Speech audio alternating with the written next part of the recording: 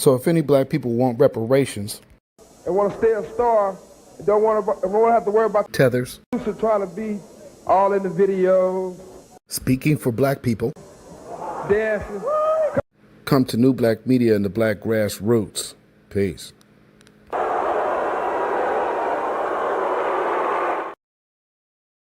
We know what the federal government says happened here. There was a time when we could take them at their word. That time is long past. That is why we are calling on ICE to halt all operations in Portland until a full and independent investigation can take place. Our community deserves answers. Our community deserves accountability.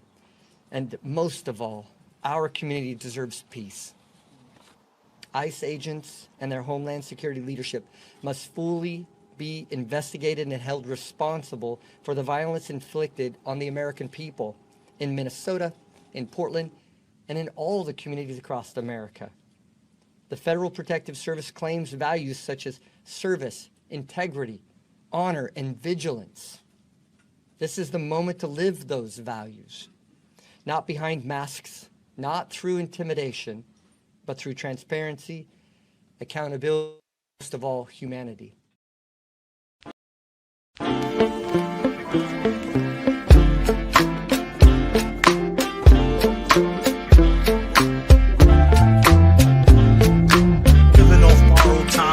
Tick faster. That'll be the hour they knock the slick blaster. Dick dastardly, a Muttley with sick laughter. A gunfight and they come to cut the mix master. And living the true gods. Giving y'all nothing but the lick like two broads. Got more lyrics than the church got ooh lords. And they hold the mic at your attention like two swords. Or you the one with two blades on it. Hey you, don't touch the mic like it's AIDS on it. All right. Welcome once again to the Independent Black Voice. I'm your host, beatzillapdx official. And we are here live on a Saturday afternoon or evening, depending on where you were at. Also, we are having the first live of the year. So, family, as you are coming into this broadcast, please like this broadcast, share this out on your social media if you would, and tell a friend, tell a friend, tell a friend, and tell that friend to tell another friend. And so we are here, like I said, live. This is not a tape delay. You are looking at me live and direct, just as I am looking at y'all in the chat. So as we are coming on in, if you have not already subscribed to this channel, please do so now. Hit that notification bell. Hit the word all. That way you'll be notified anytime this channel goes live or a video is uploaded or premieres. And you could also become a member of this channel and support the channel that way. And as my members know, majority of the premieres and some other videos will be in the members area, and also they will have previews of some videos that may air a little different at the time where everybody sees it, but you know, and also I still have other things planned for the members area once I can get this year moving. So looks like YouTube is playing with the numbers a little bit today, like they always do. This is one of their favorite shadow ban spots. So make sure that you tell a friend. You know, we need to boost the numbers over here. We are now over 2,600. And I would imagine that people have to understand that this channel is severely shadow banned. And forever. Since the existence of this channel, the real true numbers of this channel have never, ever been reflected. So, you know, there's that. But nonetheless, we are still here in, I believe, is year 6. Year 6. This will be year 6 of this channel. Yeah, this will be year 6 of this channel. So thank everybody who's been rocking with this channel from day one. I appreciate each and every one of you. Thank you so much. We have a marathon that we are running. This is not a sprint. And if you guys are noticing, like you're seeing, I got like my wife got me one of the incense. We have like these cones, and so you might see that waft past the screen, but that's just incense, folks.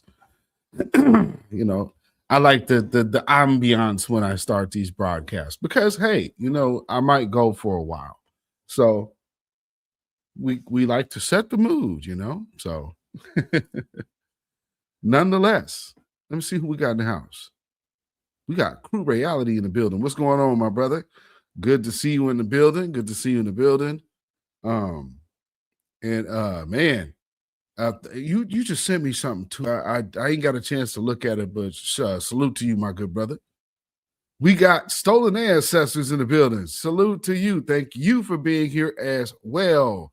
Peace, power, blessings, and protection be upon you and all the good members of the channel. Salute to y'all. Thank you for being a member. And Crew Reality is a member as well at one period in time. So salute to you, my good brother. Thank you for being a member. I hope you can renew that membership. We got Devin Nicole in the building. Good evening to you. Thank you for being here as well. And we got our good brother, let me correct that. The Church of Black Power in the building. What's going on, my good brother?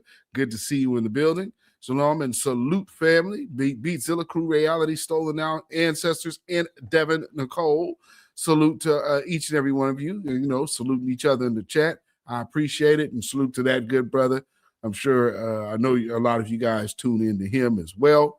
And salute to you and thank you for being a member of this channel and being part, because you're one of the cats that is a voice out here that actually does, you know, you see some of the stuff that I don't put out.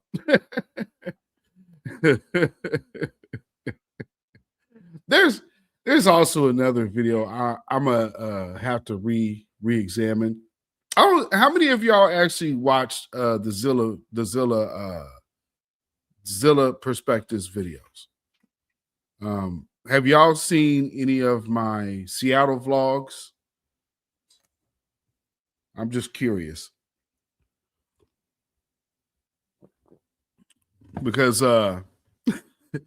there's a few things in those Seattle vlogs that I might just go revisit with the members, just on some quick, you know, having a good time with the family type time. So that will not be aired for the general public, but there's some things in there that you guys might catch because I made note that they're in there. But people probably just look at the video. If you haven't watched them, you don't notice these little parts in these videos. And there's some stuff I cut out. So there's some stuff that I'll be the behind the scenes footage that you guys might get a chance to see. But I got some Seattle videos. Me and the wife were out and about, just kind of took a quick mini, what they call a vacation. So we just rolled up to Seattle for a weekend. And it happened to be the weekend while they were opening their new pier. So that was cool. They opened their new pier. Bilal was performing when we got there. We actually had some other friends that were performing, but we didn't get a chance to make that. But you know, it's something to see. That's like the biggest town outside of Portland, out in this region. So, like y'all that live on the East Coast, y'all can be driving, and 2 hours you're here, 2 hours you're there, and y'all going to major cities. You drive 2 hours east from here, you're looking at cows. You drive 2 hours south, you're looking at cows. And then a brief stop in Salem and a brief stop in Eugene. And then past that, cows. 10 hours of cows. You go out east, 6 hours to the border, cows. Don't ever come to Oregon and let them overcharge you for Black Angus. We don't have any other cow. Don't ever let them overcharge you for Black Angus in the state of Oregon. You understand me? If you drive through this mug, you'd be like, there's nothing but Black Angus cows out here. Don't get overcharged, folks. Yeah. Stolen ancestors, you from here. Like, listen. And Black Spider, you from up the way. Yo, it is Seattle and it's Portland. And then outside of that, like to where I'm going to go see the folks, Seattle. That's it. And you going out east, that ain't us. I mean, shoot, for the longest, like in the 80s, 70s, and 80s, Black folks didn't drive east. They drove south to go east. You understand? So there's places in Oregon that, you know, Black folks just absolutely will not be found. You better know it. This place ain't Little Dixie for nothing. They call this place Valhalla for a reason. This is literally where they believe their white utopia, the white heaven, where white supremacists die and go. They call this place that. The Portland flag is very similar to that flag as well. Go figure.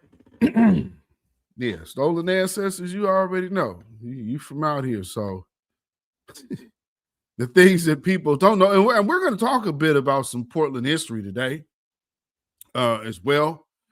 So let's get into what we are talking about first. And that is the distraction wars. We have a major situation of distraction wars. If you guys understand, you know, if I know, man, sis, let me tell you, for folks who have been out this way, then they'll know. Jason Black has told many people, but Jason Black said he drive through Oregon, he keep his candy bar on him, so he keep his hand on the handle. And, you know, I will say, outside of like our area, like I remember back in the day when a lot of folks was getting, Black folks was getting into trucking out here. And so we got a chance to see quite a few of these young up and coming Black truckers blow through town. So when he tell you what he tell you about Portland, that's real. And he know what being off of what is now called Rosa Parks, but Portland Boulevard. He know what being on Portland Boulevard and Interstate look like. But brother, that is awfully cheap gas. Oh, and stolen ancestors, by the way, the gas station on Lombard and MLK is gone. It's a big old empty field. Like the big old Arco right there, it's gone. Whole joint gone. It's gone.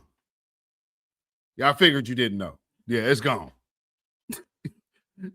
That whole quarter, it's empty all the way to the wall where the apartments are. It's gone. Yeah, they've changed some things around here.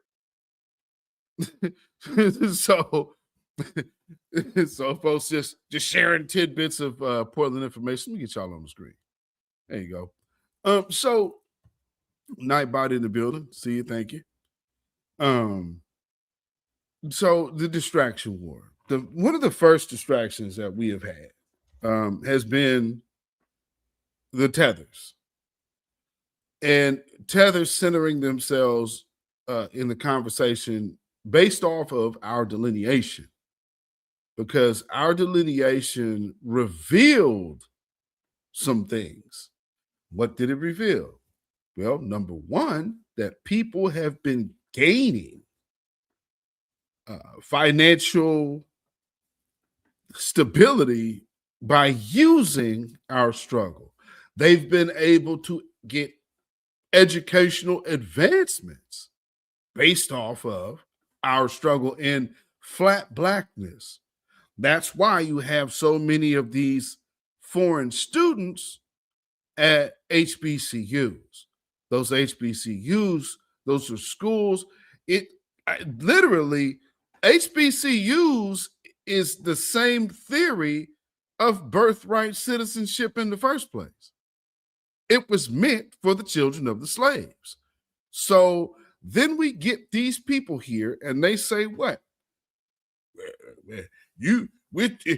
Black people, what do they say to us about essence? Then they say something about culture evolving.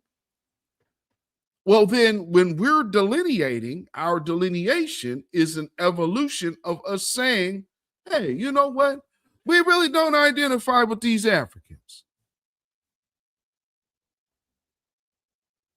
Black are you 365. Yes, indeed. Thank you for being here, Black First. Appreciate it. And of course, thank you for being a member. So you understand, like, it also exposes them to pressure from their enemies.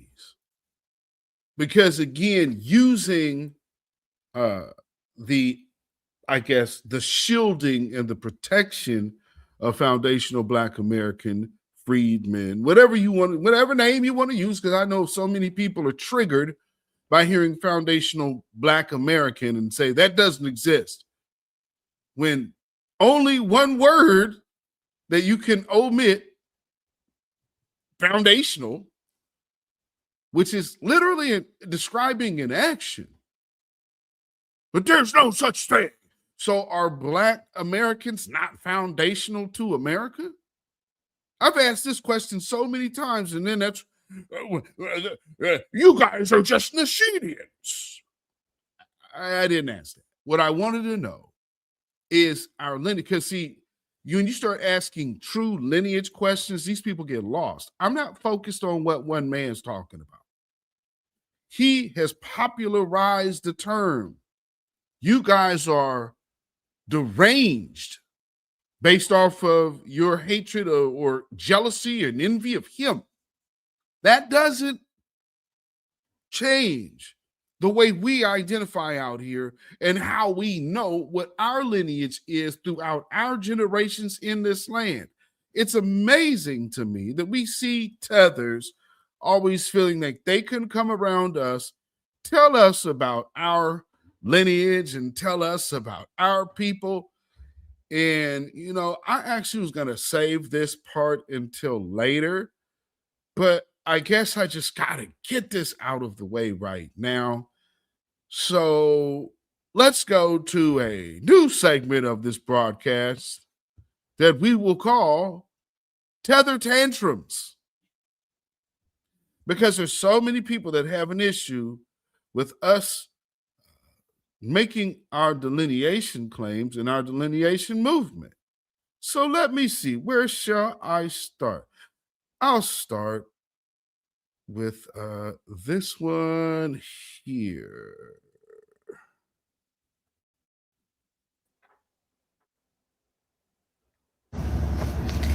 And I'm just going to say this. If you are one of those Black Americans that claim they are indigenous and native to America, they are indigenous and claim they are indigenous and native to America, that's your business. Please do not come over on my page and try to tell me about my history. I don't give a fuck about your history. Do not come over here and try to tell me where I'm from and where I'm not from. That's your business. Indigenous and they are indigenous and that claim they are indigenous and native to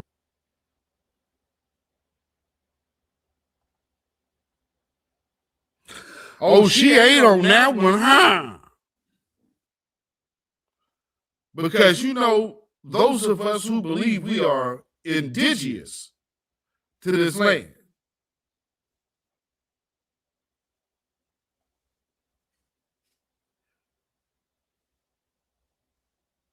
indigenous. Mm-hmm.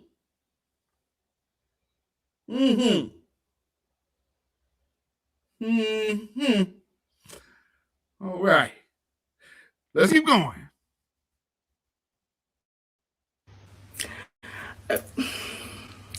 I wanted to ask African Americans how you guys feel about FBA and them denouncing their African ancestors. I find it so disrespectful. First, let's identify the fact that she has a British accent. So she finds the fact that we denounce. Here's another thing about this whole denouncing thing. We've been here for hundreds of years. And for all of you DNA people, they can only go back like 5 generations. Well, you have been here in America for much longer than that. So you will not be able to tie your lineage to some African country, because the country didn't exist when your lineage was in America. It's just basic math. I mean, we're looking at timelines, things that I don't know. Don't listen to me.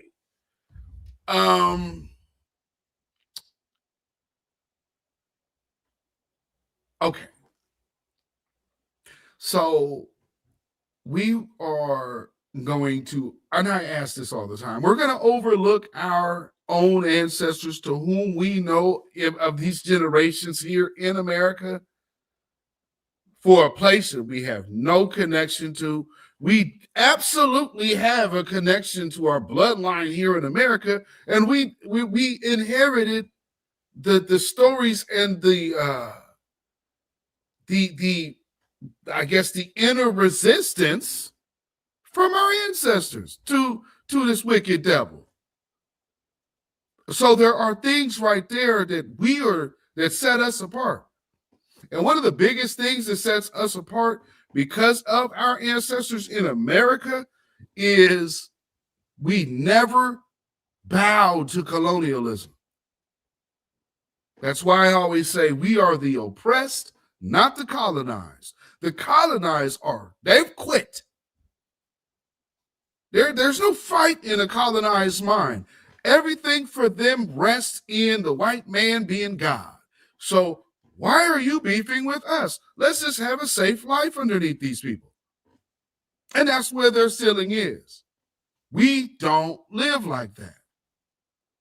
And they have a hard time with the delineation because they understand that when we stop being top flight security of the world, these people have to fly on their own, and all of their dirt that they do amongst themselves, because of course here's probably another Nigerian telling us about how, man, you guys aren't embracing your culture from Africa and you hate the motherland. Yeah, miss me. Let's hear her out. Like, I know that the majority of African Americans are very proud of their African ancestry, acknowledge that their ancestors come from Africa, but also acknowledge the fact that African Americans have built their own Black culture in America. Nobody's taken that away. Like, we know it is your own Black culture. Yes, some of that Black culture and some of the subcultures of the Black culture in America has roots on the continent of Africa, as we know, especially in places like New Orleans, especially in places like Louisiana. Is Louisiana and New Orleans the same place? I don't know, but you guys know what I'm saying, right? So I'm aware of that this African American culture is a standalone culture that you.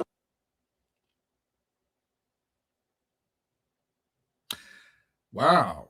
Sage, if you are watching right now, brother,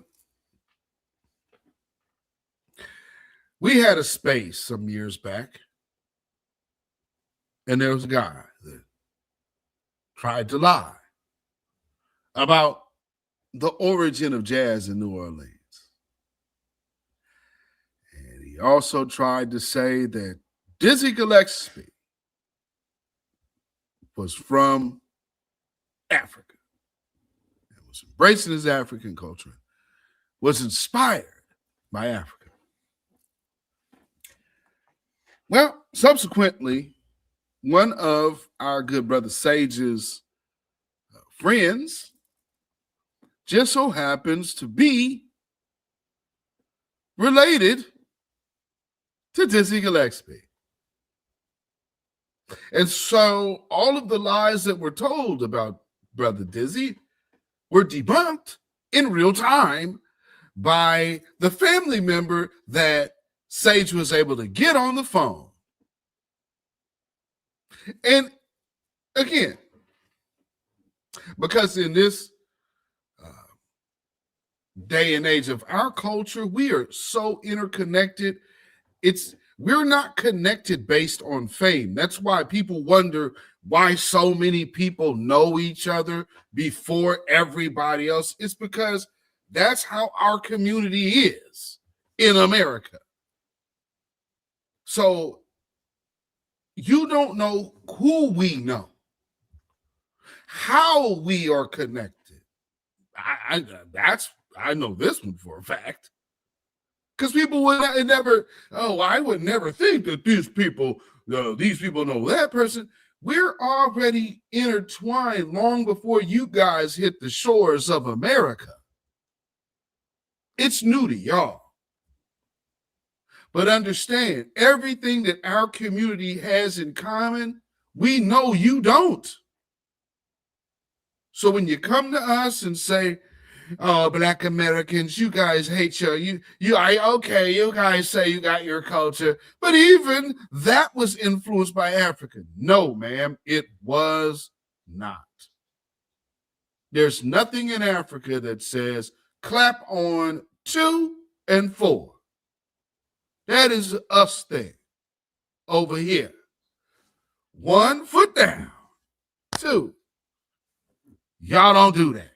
Let's come on now.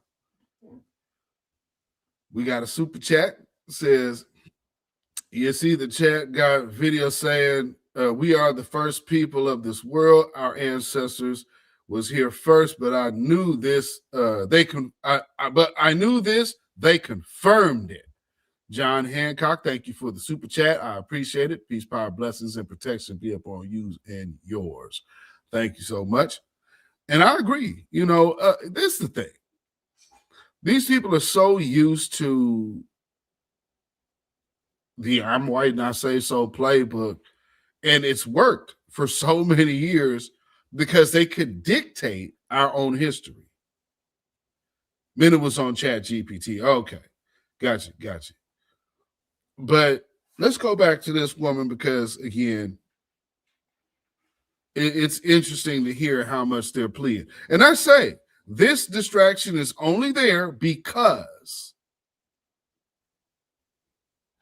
that we are no longer playing a security guard or security blanket for these people. And now they got to deal with the devil of this world, unprotected from our presence.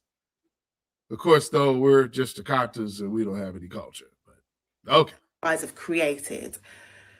But never in a million years would I thought there'd be a group of people that absolutely, completely denounce being African at all. Especially when you're out here looking a whole Senegalese. Like, it just doesn't make sense. And then how could you disrespect the very people who are responsible for our freedom today? Like, I can't fathom ever disrespecting the motherland. And as Jamaican as I am, and as patriotic as I am, I absolutely love being Jamaican. I am so proud to be an African. I'm so proud to have my ancestry. I'm so proud to be of Maroon descent and have so much African DNA.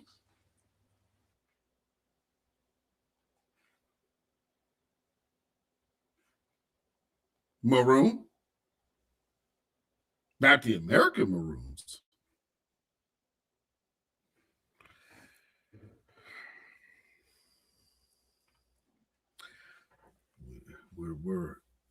This is an educated trickster right here, huh? So, as you guys know here, because I can speak of this because I hail from it. She's trying to sneak in through the French door. That's what it sounds like. It sounds like she's trying to sneak in through that French door. Slave catching Jamaican maroons. I mean, like, wait a minute. You ain't going, like, you're gonna have to clarify that, ma'am. Because yeah. See, and the Ninja people they be lying. See, these people, they come, well, she says she's proud African and Jamaican. There's a class of Jamaicans that do come from Africa, but they look down on the descendants of slaves of Jamaica. I met them when I was in Canada. And so the whole thing that she's doing right now, that's not legit.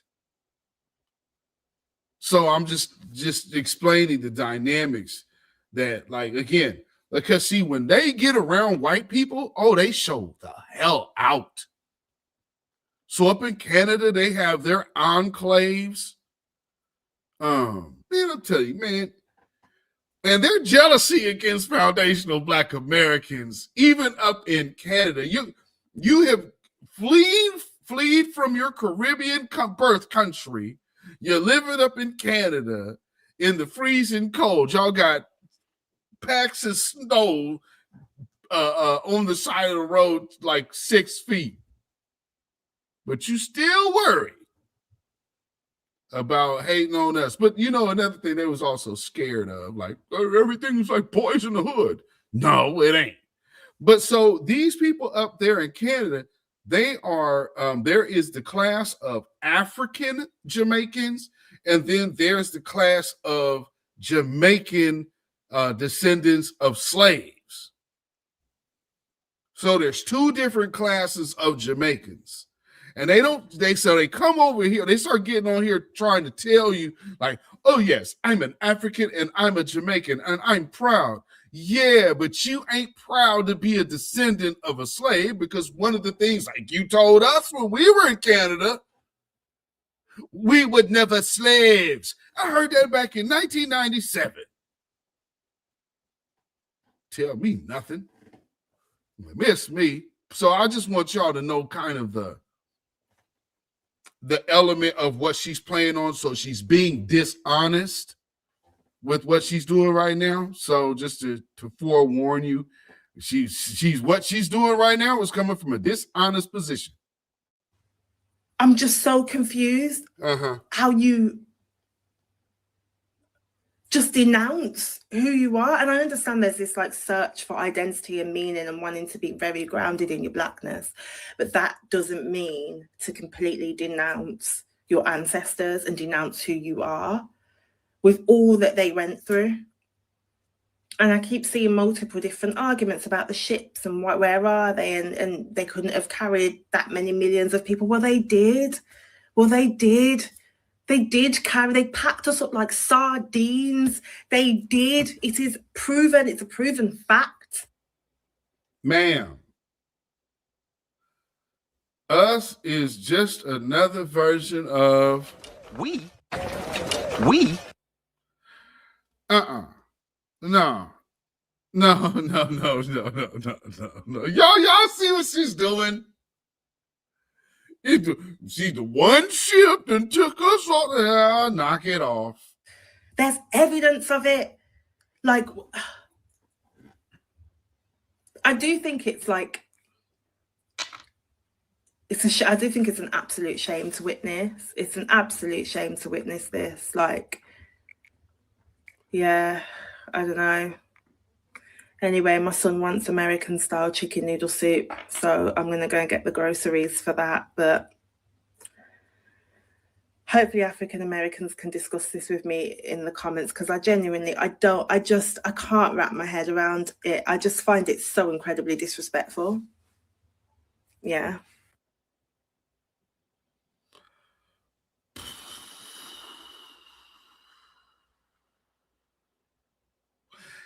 Incredibly disrespectful, huh? Okay. That sounds nice.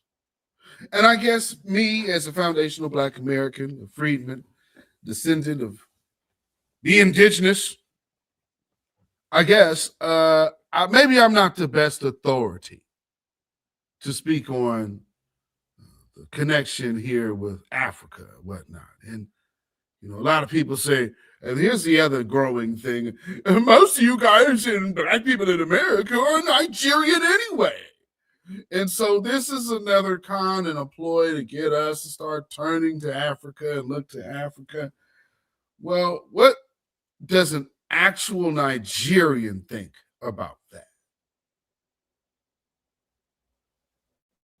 Today I'm hot, so let's talk. There's a clown from my past who follows me on here, and I'm pretty sure he'll see this video. Or if he doesn't see it, if this video goes viral, he'll see it, definitely. I remember when I first got my home back in Texas when I lived in America. There's this Nigerian man that I used to know. No college degree, no reasonable job whatsoever, yet this man scammed his way into money for him to take to Nigeria to build a mansion in his village. And I remember this clown clowning me for buying property in America and not going back to Nigeria to invest my money in. And I remember wasting my breath trying to educate this Aturumbise that the problem is not just investing in Nigeria. Nigeria is not stable enough for somebody like me to invest in. The lack of infrastructure, the lack of security, no constant electricity, and just how comfortable the average Nigerian is in mediocrity. And the ridiculous amount of crime in the part of Nigeria that we're from. How do you think someone like myself who left Nigeria many years ago will be able to comfortably and confidently invest my hard-earned money in Nigeria while trying to maintain my sanity and my safety? Do you not think I want to invest my own money in my own birth country? But where? How? Because wishful thinking is not cutting it. I am a realist. Now, this same goat pepper soup head, after he has built his mansion in Nigeria that he did not work hard for, told me that he cannot confidently and comfortably live in his mansion in Nigeria because he does not feel safe in it. There is no peace for the wicked. This is the small mind mentality that a lot of Nigerian men have. And when you live in a place like Houston, Texas, where there are literally Nigerians in every fucking corner, you just have to tolerate it. It's not about running to Nigeria to invest. Is the country safe? So much inequality, so much poverty. On top of that, now still they won't begin. Do you think that the people who are poor around you will feel comfortable to see you just because you went to America and touched money and built mansion and they will let you drink water and leave your cup? This is a sad ass country that the government can literally choose to demolish your house and there's nothing you can say about it. This is a sad ass country where you can be kidnapped in your own house and there's no one coming to save you. Nothing you can do about it in your country. You are having a medical emergency. There's no ambulance in Aba, Kofogori International Airport to fly you out. This is in part one of the consequences of not being honest with ourselves as to how unsafe our country has become. We keep lying to ourselves that things are not that bad because it does not concern you today. Tomorrow it will be your turn and I will tell you I told you so. If you like, continue building your mansions in your village because you are the king of the land, traditional man. Mansions that you can't even comfortably live in because Yikes, man, that sucks, huh? I mean, but you know, we're disrespecting our ancestors and blah, blah, blah, right? Meanwhile, while you're so upset of us delineating, you guys aren't comfortable living in your own countries with money.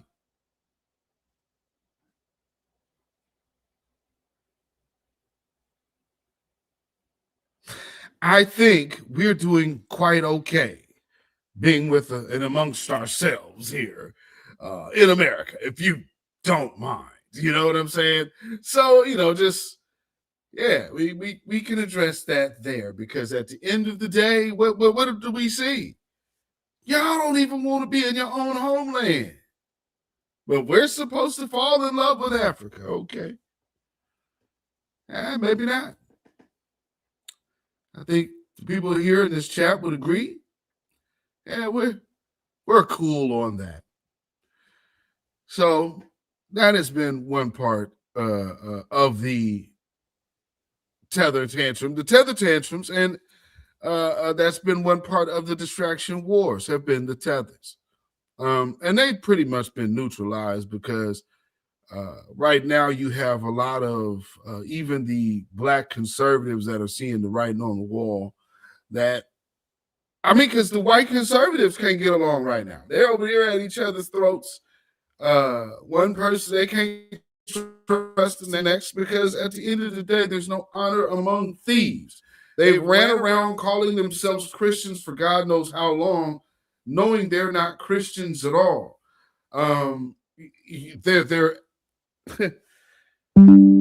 They're so far from anything religious, other than a wicked Satanist cult. But they call themselves this, they call themselves that. We see they are not. It's one thing we can see. Thank you. Okay, do that right there. And let's see where I need to go here. Let's see where I need to go next. Oh, I know. So, like I said, they got a few people that are, I guess, looking to make their appeal to the white conservatives and saying, hey, look at me. I'll do your bidding. I'll get on the internet and start making videos talking crazy about black folks.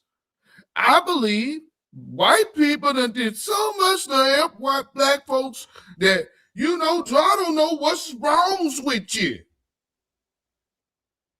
Don't take my word for it, folks. And then somebody told me this woman is a conservative, that ran for something, but good Lord. This one here says, in housing, in welfare, they have tried everything to help black people out. Oh, let's go back. Says, in housing, in welfare, they have tried everything to help black people out. I personally believe that white people need reparations at this. I was telling my girlfriend, at this. Personally believe that white people need reparations at this. Personally believe that white people need reparations at this. Personally believe that white people need reparations at this.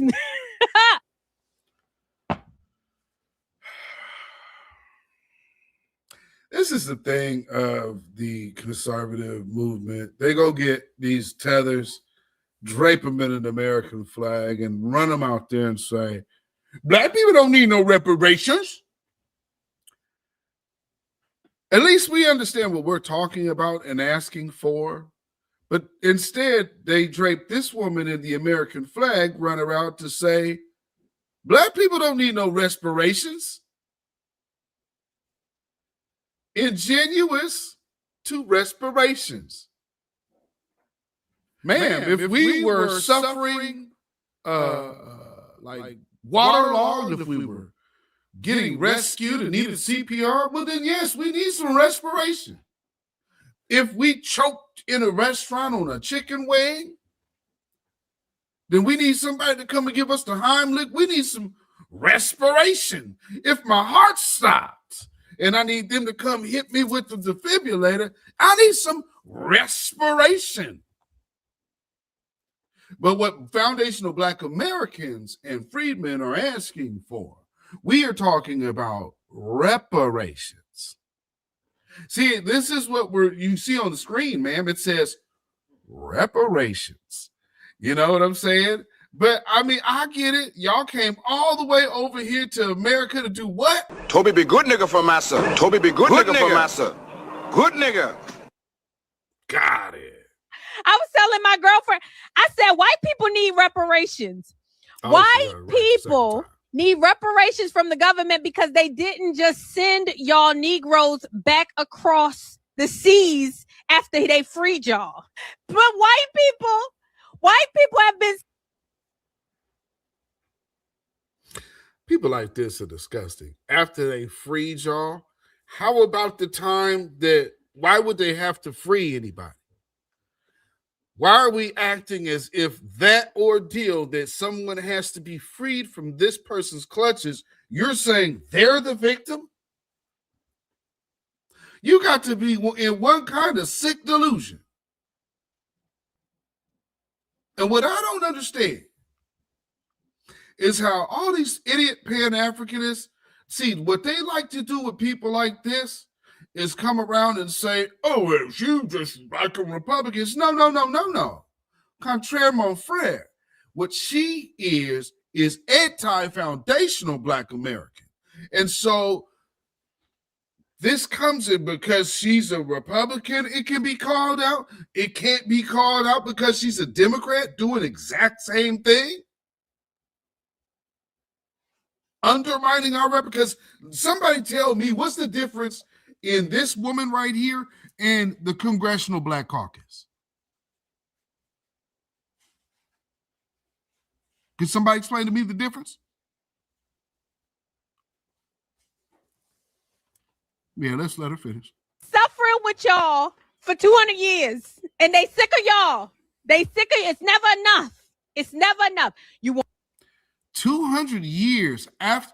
So wait, they suffered with you for 200. Number one, that's wrong. But they suffered with you after having you in hardcore evil bondage. And listen to the way she's talking. Want freedom? Okay, they gave you that. You want welfare? They gave you that. They gave you DEI. They gave you everything, and it's never enough. Now you say you want reparations. I seen what y'all did with them COVID checks. So reparations ain't gonna do nothing. Now you want reparations? Family. The Million Man March was also the demand of reparations.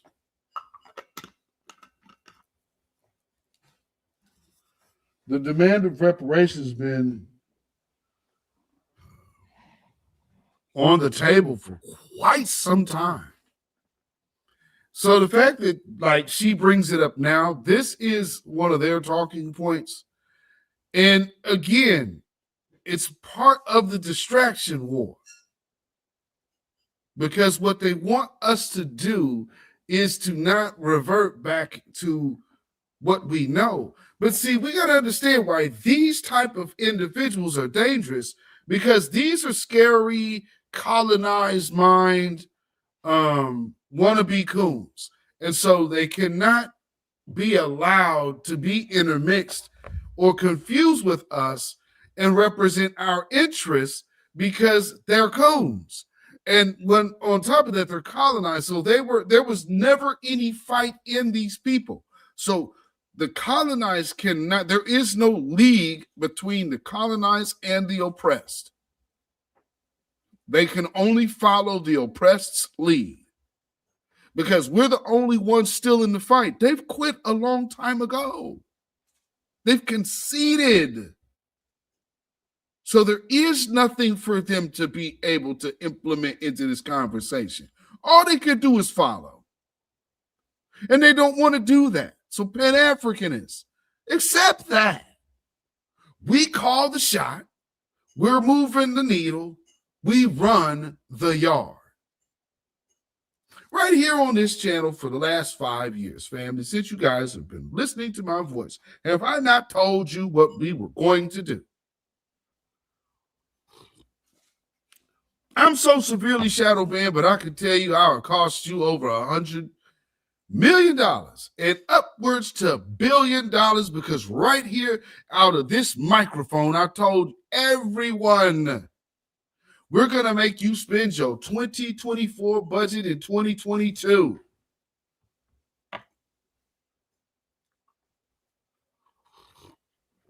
Y'all got Raphael Warnock $91 million in a week to beat Herschel Walker.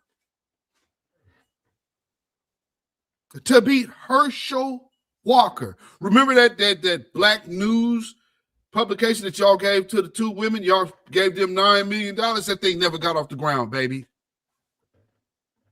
Black News Channel, Byron Allen, gone. CNN, their news and the News Plus and the Urban app, gonzo. New Black media runs the yard. We have been able to cultivate a network and an entity. And here's the one thing: when they first asked me, hey, do you own New Black Media? New Black Media is more than ownership of one person. This is a movement.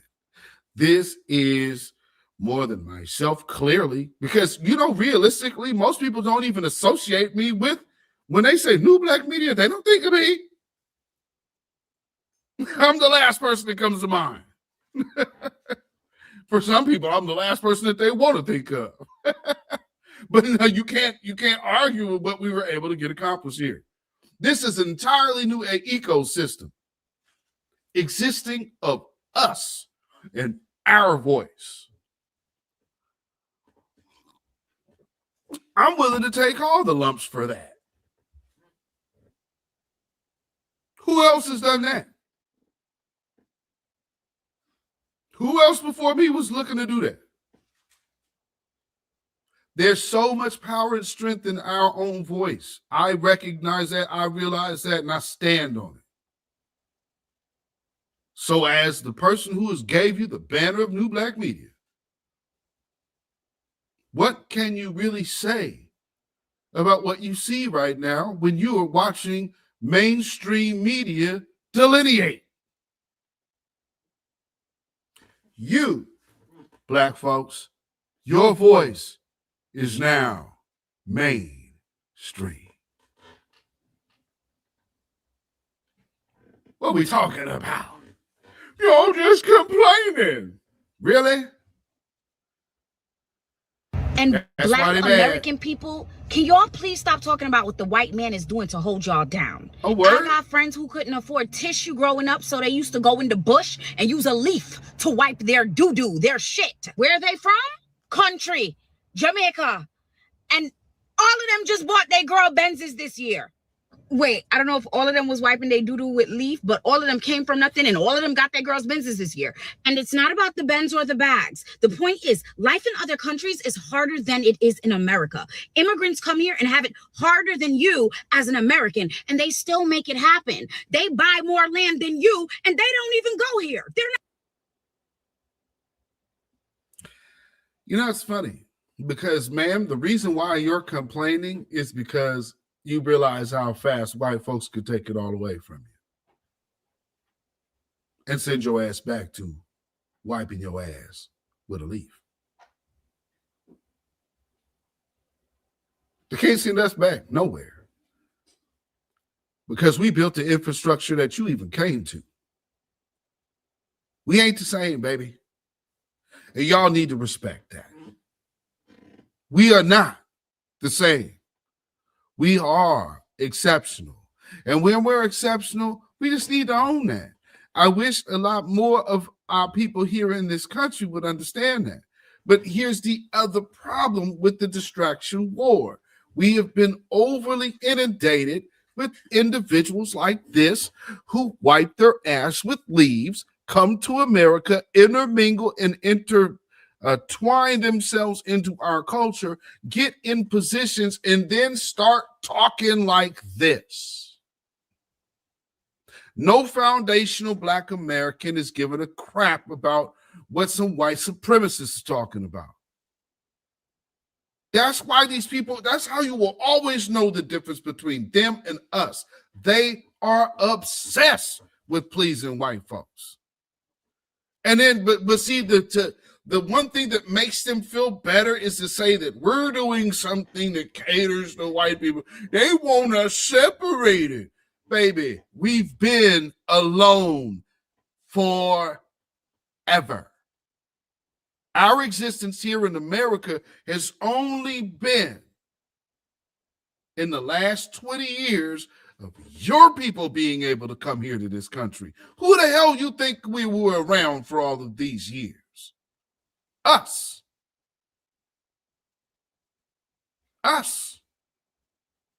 And the devil for centuries. And yet, we're the only people on the planet willing to kick their ass.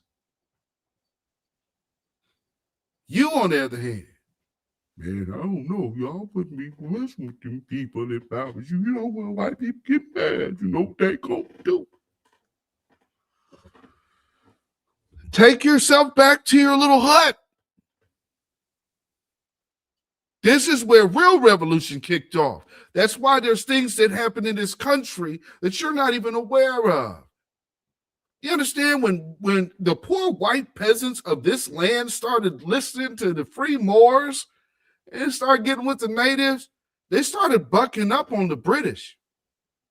There is a whole reasoning behind forcing Black people in this position and elevating this white mindset of the white poor subject mind. And that's what they're doing right now, is promoting the poor white mentality. Because it's like they've never won amongst themselves. That's why they've always hated the Jews. They don't want to say, well, the Jews, they know the Jews is white. But it's a whole class thing with them that they won't admit. But here's the funny thing about their whole thing right now. Your voices are still funded by them people. And moment one, you think you're gonna question them. They'll take the anti-Black words right out your mouth in real time.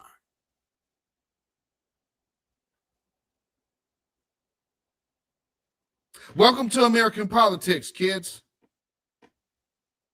Than it is in America. Immigrants come here and have it harder than you as an American, and they still make it happen. They buy more land than you, and they don't even go here. They're not from here. And you still talk about what got taken from you during slavery? I know Grabaleaf owns a jet. A man that is not from your country owns a jet in your country, and you talking about what the white man did to you still if you don't. And girls, I hate when... Okay. So totally ignoring Black folks owning planes, and you say something about some Joppa coming over here that now he owns a jet based off of American money. Do none of these people see what happened to Kanye West, the billionaire?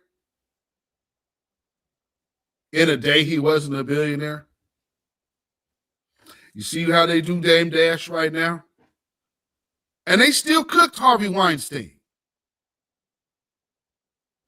But no way were you going to let him get away with dogging that white man out. Do you understand why they did Dame Dash? I don't even think a lot of people don't even get that. That's about Harvey Weinstein.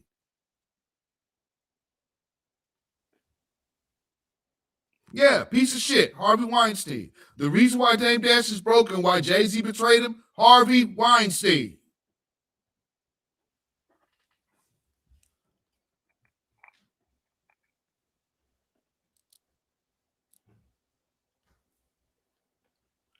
He might not want to admit it. Yeah, I know it's true. You know what he do with the devil? This is his business. This is Nickelodeon, baby. The devil's playground. And it's pay to play.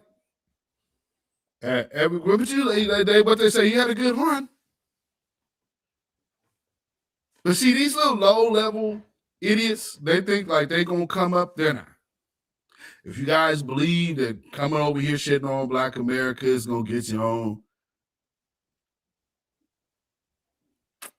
look at all the Black celebrities that they just take down like it ain't nothing. Kanye West was a billionaire, and then he said something about them people, and in a day, he wasn't a billionaire no more. In a day, he wasn't a billionaire no more. This is how these people play. They'll put out a movie called Long Kiss Goodnight. Turn around and give you 9/11. And say, think nothing of it. Blame the Arabs. And now, oh, by the way, Saddam Hussein, he has weapons of mass destruction. So we're going to go over there and blow his brains out too. Because anybody that thinks that they're going to establish any kind of currency up outside of here, or you're going to siphon off this reserve of oil you're going to take over the world like you want to do. We're going to get into this distraction war thing for real. So let me finish with this tether here, because we're going to get into some heavy stuff here. You say, I had to become a stripper. I had to sell pum pum because life was hard. I'm a Jamaican woman. I chose to stand up in the hot sun and sell water to get capital to start my business, because I can go back home and see what real hard life is. So I'm grateful for every opportunity I have in this country. And many of us successful immigrants, we didn't have food stamps, Section 8, none of that. Yes, and you got did. More than you in your country. Yes, so stop you talking did. about what the white man is doing to hold you down. You're holding yourself down with your mindset. You're unstoppable, king and queen. They can't hold you down. Fuck. And this is why these people need to be deported. You're only here because of us. You're not here because of yourself. You're not here because they like you. You're here because of us. And because you were useful tools against us is why you're still allowed to come here today. But this is the distraction war that they have been. And so my thing about them, they're more of a nuisance than anything else. That's why, for me, I personally have turned my attention toward the voices of white supremacy. Started with Charlie Kirk. Guess we got to go on to Matt Walsh now. The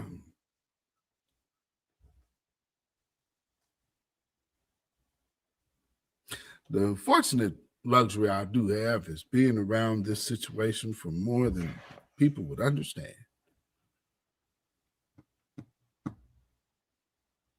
Sometimes, folks can call that shot, and it needs to be done.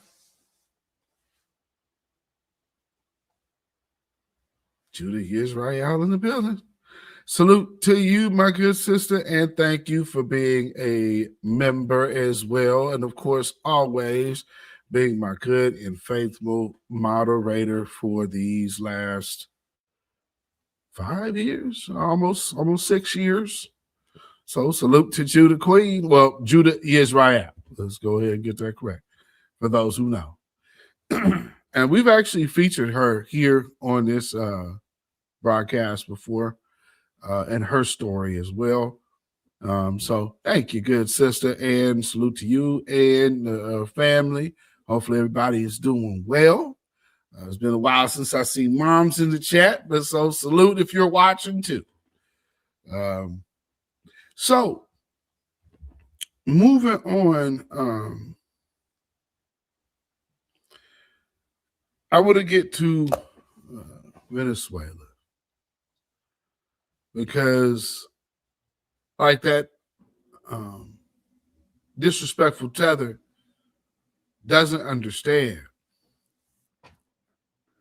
things in this country that have moved and has been at, I guess, one of the forefront of our,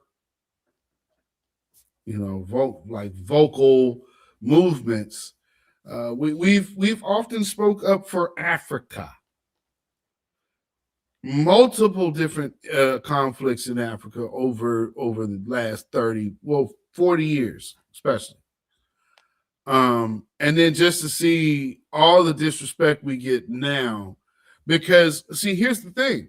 we thought that we were going to be able to enjoy some kind of Pan-African connection. But all we got in return with being open invitation individuals is we've been betrayed.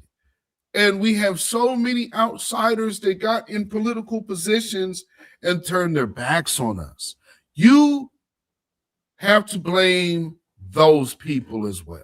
You can't be mad at Black Americans for watching us have Black politicians and so-called Black faces in high places. You're amongst the caucus that calls itself the Black Caucus, and you absolutely crap on the lineage of foundational Black Americans to promote immigration.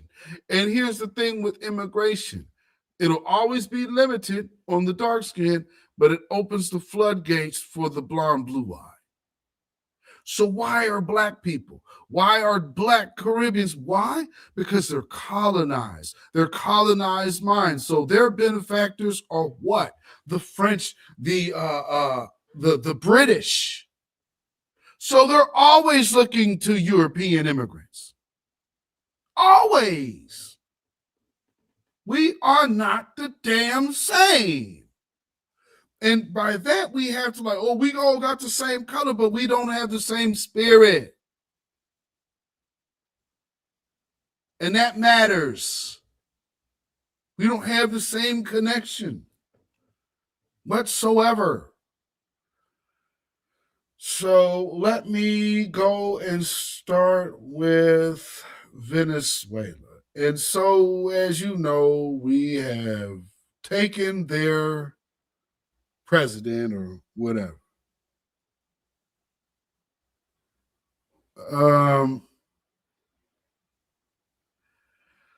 I've been watching this thing for a while. Let me get this other window up because I have that. Where's that at? Yes. Let's bring this up here. Okay. So let me get this here. This is just Google. I wanted to know when the conflicts start.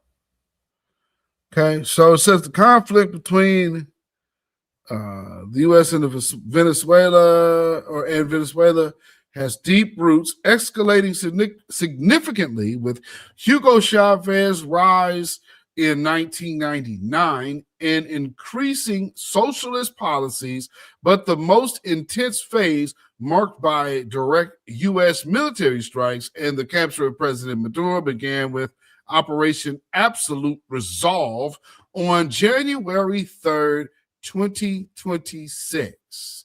Following months of heightened tensions and sanctions. Let's see. So key stages. Early 2000s, tensions grew as Chavez pursued anti-imperialist socialist policies, challenging U.S. influence and nationalizing oil assets, leading to expropriation of U.S. oil companies. You understand what just happened there? So when we're saying final resolve, what is the final resolve? It is their country, Venezuela, getting the colonizer, the American government, up out of their land and those companies, big oil, and getting them out of the region to then let the people prosper from that money and those resources. Now, well, of course, we're going to get most stories here that tell us that the people didn't get anything. They're going to flood that. But legitimately, even still, should Exxon's not breaking off the American people? Mobil oil is not breaking off of the American people. Big oil is not doing that. You know what I'm saying? We're not getting checks from Chevron. So this ain't about the American people. Let's knock it off. But I just want you to see that it's about this oil. This is early 2000s. You understand me? So in 2010s, relationships deteriorated further under Chavez and then Nicolas Maduro, with accusations of U.S. interference and support for opposition efforts, leading to sanctions and diplomatic expulsions. And now, if y'all remember that even Venezuela was kicking out Americans.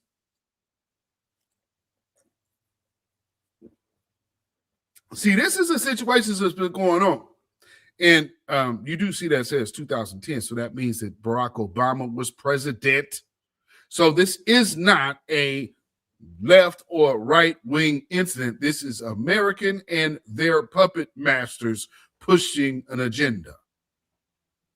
Late 2025, a significant buildup of U.S. military presence in the Caribbean and increased pressure, including large rewards for Maduro and strikes on alleged drug trafficking vessels, preceded the January 26th event.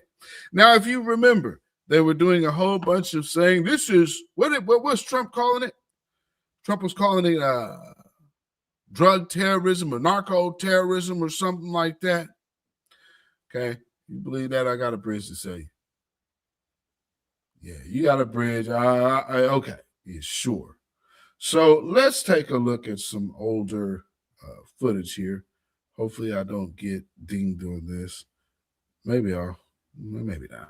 You called President Obama once an ignoramus. Don't you think that insults, Mr. President, don't harbor peace? No, si fuera por insulto. Well, if you talk about insults and name calling, well, if we withdraw the insults and those name calling, then we can have peace. Well, we need to do that, but all of us. Now, he's talking about Obama. So I'm just putting this out there for you to understand. This is not, don't let these people run you down a tailspin of, man, this is all about Trump. And if we had Kamala, none of this would be happening. This conflict was ramped up under Obama.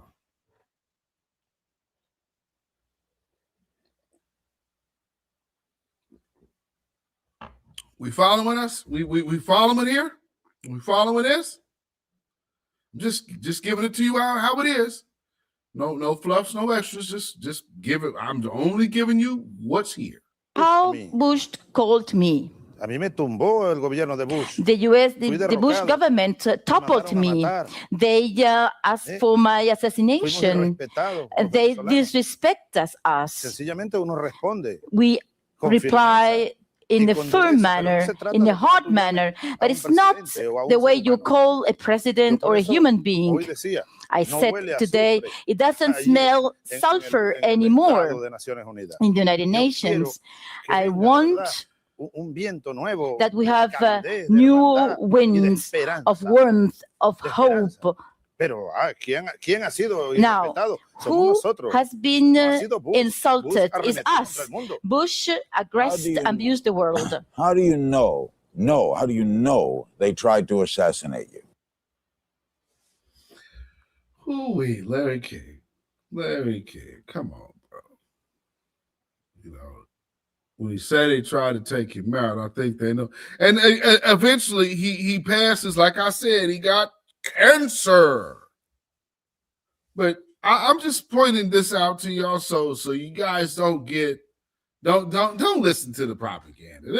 This has been a thing, and this is not a right or a left thing. This is an over there, them pulling them strings thing. And I heard one of them Rothschilds just recently came out and said something about, having peace. Yeah, because it did your bidding again. People do this they doing this right in front of the world's face, and people still like, yo, Donald Trump. Your Trump arrangement can't be this damn terrible, is it? That you just can't really see what's going on for what it really is? Man, I hope y'all just look past the propaganda. Send this video out to a family member that needs to know better. And I'll probably go back up and clip this segment But good grief. How do you know that? Yo vi mis asesinos. I saw my assassins. Estuve una madrugada prisionero. At dawn, I was a prisoner in Venezuela, being a president. They took me to the seaside. I was debating with those who wanted to murder me. They received the order to kill me. However, at this very moment, a group of soldiers refused. They did not kill me, but I saw those who wanted to kill me. And the order came from the White House. There is no doubt in my mind. The same thing as the order to kill Salvador Allende and to kill Che Guevara.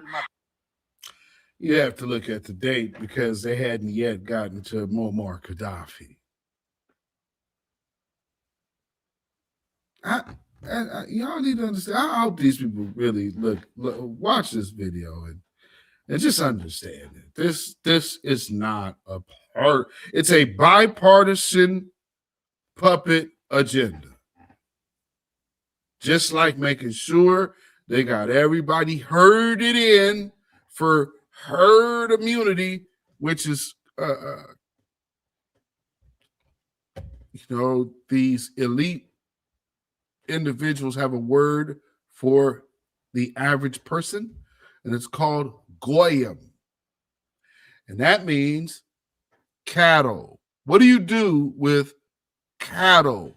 You herd cattle. And how do you maintain or you put ownership on cattle? You brand cattle. Well, what is a way of branding cattle? Does it necessarily need to be internal or external rather? Or can it be an internal brand? Something like, what the Bible might call the mark of the beast. Just could that possibly be? Just wonder. And so going all the way back to Barack Obama, and he's also talking about George Bush. So this is speaking all the way from the early 2000s through the next president, which is Barack Obama's 8 years. So this conflict now that is in 2026, 2025, 2026, now resulting in what you're seeing right now, this has been going on for over 20 years. It's not a brand new conflict because of the Orange Man. No, he's just one more cog in this wheel. Don't be lost on him.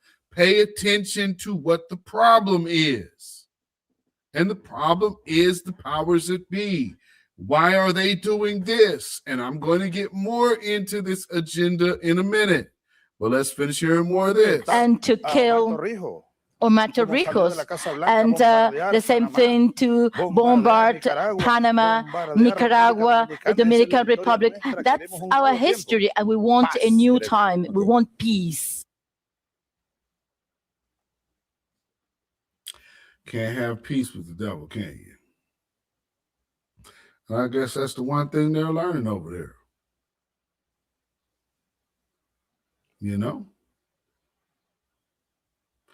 Let's hear what, let's hear a little more of this guy. If the U.S. empire thinks that by invading Venezuela, they're going to stop the Bolivarian Revolution, they are very much mistaken. They are very much wrong. Es una cosa ridícula. That's totally ridiculous. Una cosa absolutamente ridícula. Totally ridiculous. This confirms our denunciations. We are facing an empire that wants to become the owner of the world, and they pretend to give orders to the world. Well, those governments that accept the illegitimate orders of the United States, that's their problem. We do not take those orders. That's their problem. Of course, there's a positive side to this. We have no no interest whatsoever in buying weapons from the US. The arms we have bought from the US, we could reject them. We don't want them. We can give them back to the US. You ain't heard nothing about that part of the news now, have you? Yeah, you didn't know that they were giving arms to Venezuela now. See, they don't put that part in that conversation now that they selling you right now. Now, do they? Yeah, see, I'm telling you, I've been watching this conflict for over a decade now because I knew that there was something here. And so I had to figure out what is it about Venezuela. That's when I went and I was like, oh, so we ain't never going to leave them alone. Not until we can go over there and secure that oil. Got it. So you have to know what it is because, again, like I said, in my career, I've been, it's a gift and a curse to be privy to certain information. It's also the reason why I'm blackballed. But, hey, for the small few who can hear the sounds of my voice, hey, man, y'all better take this information and go research it. I'm not a person out here to blow smoke. Telling you, there is an issue here. What you just heard right there is that they're talking about arms that the U.S. was giving Venezuela. Sound familiar? Kind of sound like maybe a bin Laden or a Saddam Hussein. For those who don't know the histories of those ordeals as well. See, this is what America do. They fund what's going on there. They give arms and then they turn around and say, well, we're not getting along with this leader because he's thinking about his people now.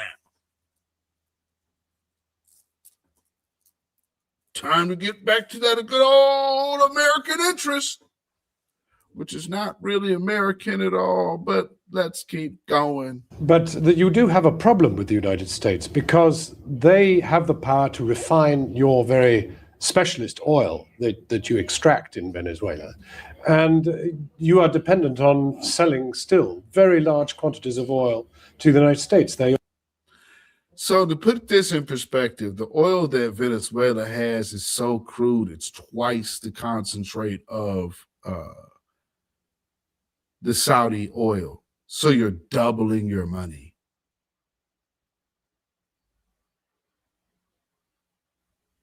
Make sense? Our biggest consumer.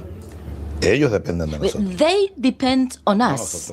We do not depend on them. Si yo en este momento If just now, today, I decide to stop selling oil to the US, well, among other things, the price of oil was just shoot up to what, $100 a barrel, perhaps?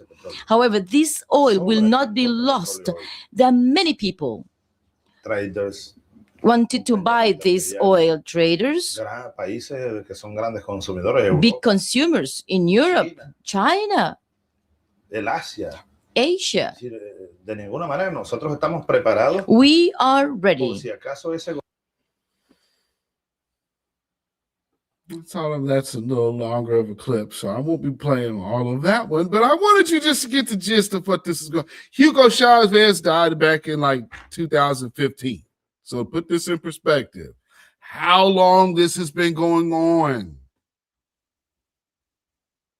So that's why I'm not even worried about playing you Maduro. They're going to sell you whatever they want to about Maduro.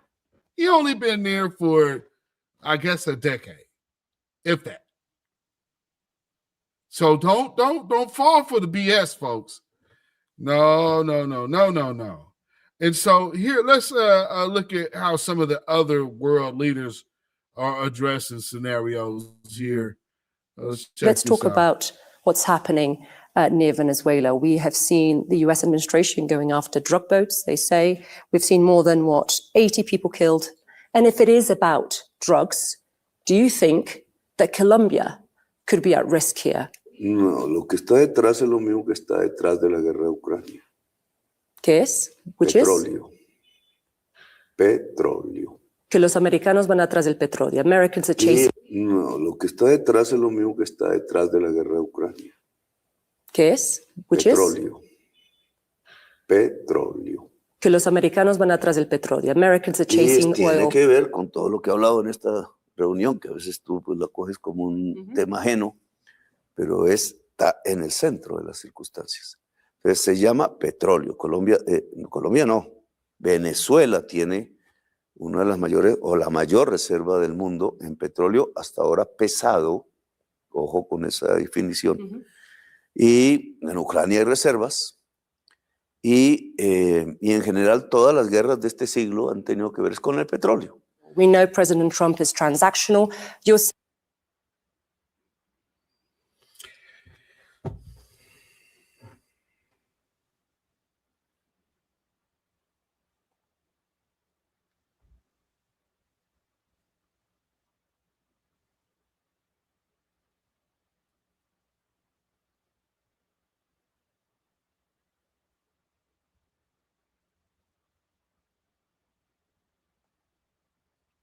Don't let these people lie to y'all, folks. You understand me? They've been putting things in place like Letterman, like a Lego city. You understand? These people ain't playing no games, folks. Y'all better, just look like, they went over there to go get that. And so let's hear what let's see what this guy got to say. Let's hear some other folks.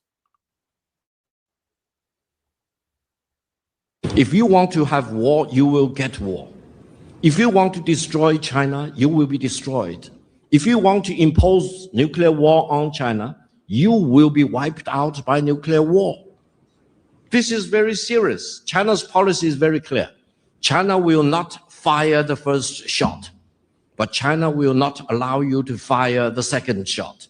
If you have not watched the Victory Day parade in Beijing on September the 3rd, one of the weapons China demonstrated is a missile with all the warheads. We call it 61 because it can contain 60 nuclear warheads plus one hydrogen bomb. Now, in the world of today, let me tell you, which country has hydrogen bomb? China is the only country with hydrogen bomb.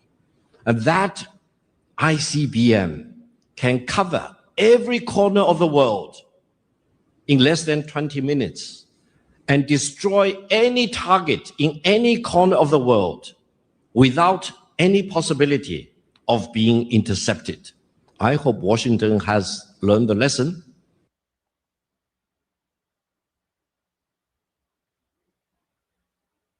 See, what they gonna play us on TV is a bunch of these arrogant idiots. And they're gonna act like, oh, they're just gonna fall in line and that. No, they not. And this moron just carried out something else saying it's against ISIS in Syria just a couple hours ago. Let's hear a little more. The fact is that the government of India is not standing up to the US administration when they are saying that we will impose 500% tariff on whoever is purchasing Russian oil. The President of the United States is repeatedly mocking our Prime Minister, and yet the entire government is silent on that. They should answer these questions. So where they're buying oil from, if it helps India, so be it. But not at the cost of being mocked at. Why are they mocking my Prime Minister? And where are these so-called fanatics of the Prime Minister gone now? Why are they not standing up to this mockery of the United States? Interesting. Being mocked over there. And it just makes me wonder about all of these Indian. And what's so funny is that he's doing the mocking, and his vice president's wife is they people. That's the price you pay when you sold your soul to the devil. Hey, Vivek Ramaswamy, how's that working out for you, buddy? How's that working out? Let's see. Let's hear from the disaster in chief himself. Let's see here. But now we're buying oil from Venezuela, so we're making a dictator very rich. Can you believe this? Nobody can believe it. You know where the oil, their oil is garbage. It's horrible. The worst you can get, tar. It's like tar. And to refine it, you need special plants. And Venezuelan oil, which is a heavy oil, very good oil, great oil. It's fantastic for certain things like asphalt roads. Best there is in the world for asphalt roads and other things. So when it's useful, it's good. When it's not useful, it's bad. Yeah. Just saying. Let's keep going.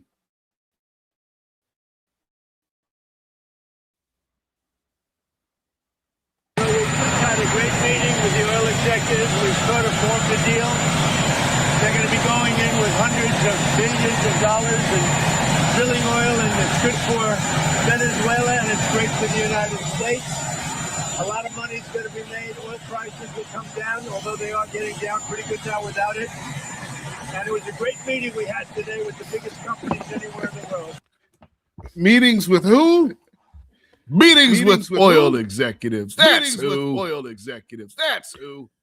Because this thing, just like the conflict in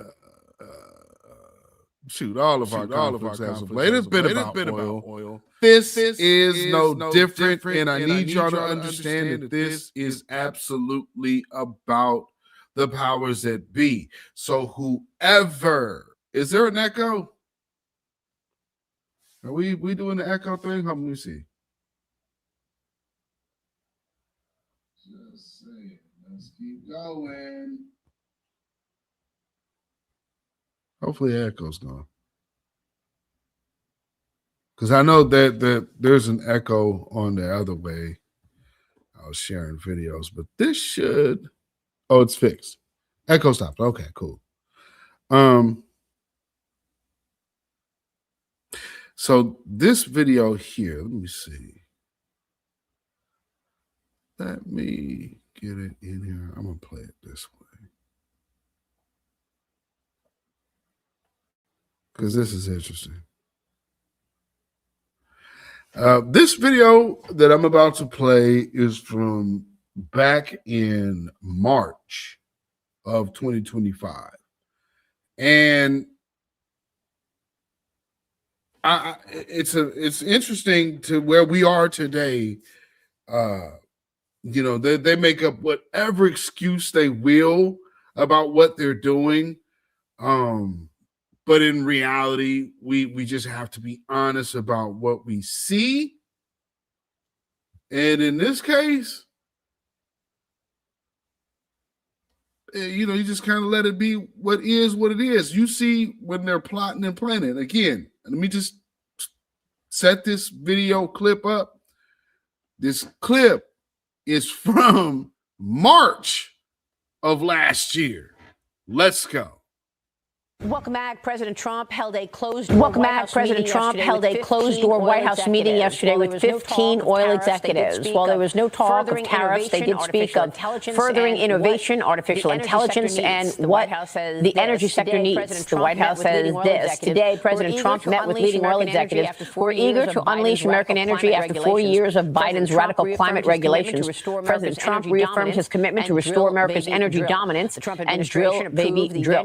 The Trump administration approved the Venture Global CP2 plan, and that is a plan to export natural gas from Louisiana. Energy Secretary Chris Wright said that cutting red tape like this will allow the U.S. to meet growing energy demands for decades. Joining me now is American Petroleum Institute President and CEO Mike Summers. Mike, great to see you. Thanks so much for being here. You were in that meeting at the White House. Can you tell us what was discussed? Well, this was really a meeting that was 4 years in the making. Under the Biden administration, the oil and gas industry was not.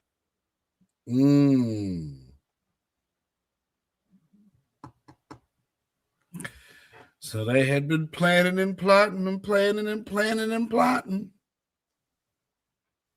That's something. Isn't that something? So, what does that say? It tells you that this move to get to Venezuela's oil, what do they call this thing again? What do they call that? I just read it. What is the name of this action here? Operation Absolute Resolve.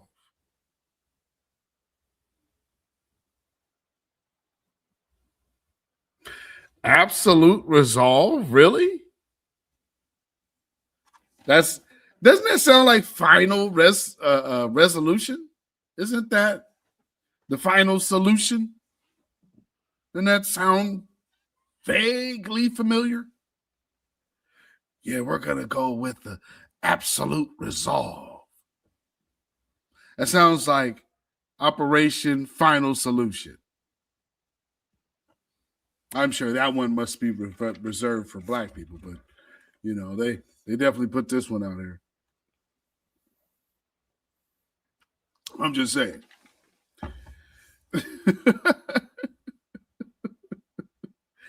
I'm just saying. You know, this is what you can expect out of these demons. Okay, so let's see, where do I need to go next? So from the Venezuelan conflict, distraction. Because remember, back in, like, for those who are old, we learned that the Vietnam conflict basically came at the same time as civil rights. So getting away from the present clear and at home issue with Black America, demanding equality, justice, and economic justice, well, here comes an international conflict. Around early 90s, late 80s, big wave of Black colleges and Black college attendance and HBCUs were gaining speed. Their merch was being sold everywhere. You've seen people with Howard sweatshirts that didn't even go to Howard, Clark Atlanta. It's because, and Spelman, all of these shirts are because of at the time there was a big pro-Black wave. There was the music, Poor Righteous Teachers, X-Clan, Public Enemy, you know, NWA, Ice Cube, and a lot of these different entities. Stetsasonic has always been a steady throughout all of that time. They are very instrumental in linking up with Bono from YouTube, and that is basically how the artists stopped the money of Sun City and started working on everybody else divesting from South Africa's apartheid system. Once again, foundational Black Americans right there at the heart of it. Right there at the center, baby. But I know it's hard for people to accept and understand, but, you know, because we're just not looking to Africa and you're just, miss me. You know, we evolve. And right now we have evolved into the position to where we are simply looking to ourselves and we're looking to better our position in this country and globally as well, because we are the group that has been hindered. Yeah, Vietnam, Hamburger Hill. Absolutely. There's movies about this. And what did they do? They drafted a lot of who? Young Black men. So it's a thing. Even like look at the Korean War, World War II. There were Black folks who were having money. All of a sudden, these Black men start getting drafted. But here's the thing about that is those Black women had money because they were getting money sent home from their husbands who were in the service. So white women were feeling some kind of way about that. They don't teach this in feminism class, though, because Bell Hooks avoids all that. If you look at her stuff, she don't talk about how white was always against black women. No, they look to push some other line towards black folks there. And that's no mystery. No mystery whatsoever. Let's see. Space. So let's see where we're going next. So next, let me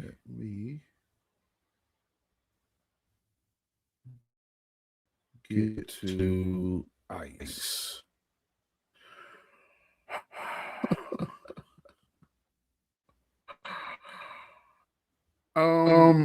You know the things that are happening now.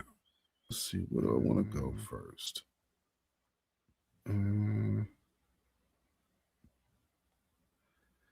I guess I'll do this one. So let's start with. Let me change this banner. Where we at? I thought I had it there. Where we at? No. So we're going back to this. So the other thing. Is going back to the distractions with the ICE and the border patrol individuals out here, and then also the I'm keep an eye on the Democrats because something that I am looking for from them is to start pushing this Michelle Obama notion of do something. You know what I'm saying? I would be mindful of that. Keep an eye on the do something attitude, and then also the rebelliousness of black people in authority. I don't know where this echo is coming from. I'm not sure. Like, do you hear an echo now? It seems to be coming and going. I'm not sure what that's about, but I'm finna play this press conference from this police woman. So this is gonna run for a couple of minutes. So let's just hear we're going into this police. Well, this I believe this is being used as a tactic. To promote something. And one of the politicians from here recently spoke on this. So we're going to get to that after. It came and went, keeps going though. That's crazy. Who knows? Oh, well, we're going to make it do what it do, folks. So here is this police press conference with, of course, they always got to find the sister to get out there and go be the loud Democrat. Hold on, let me get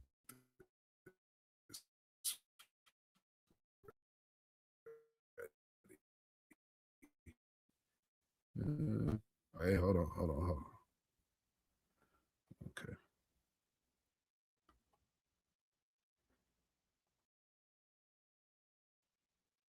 All right. There we go. Here we go.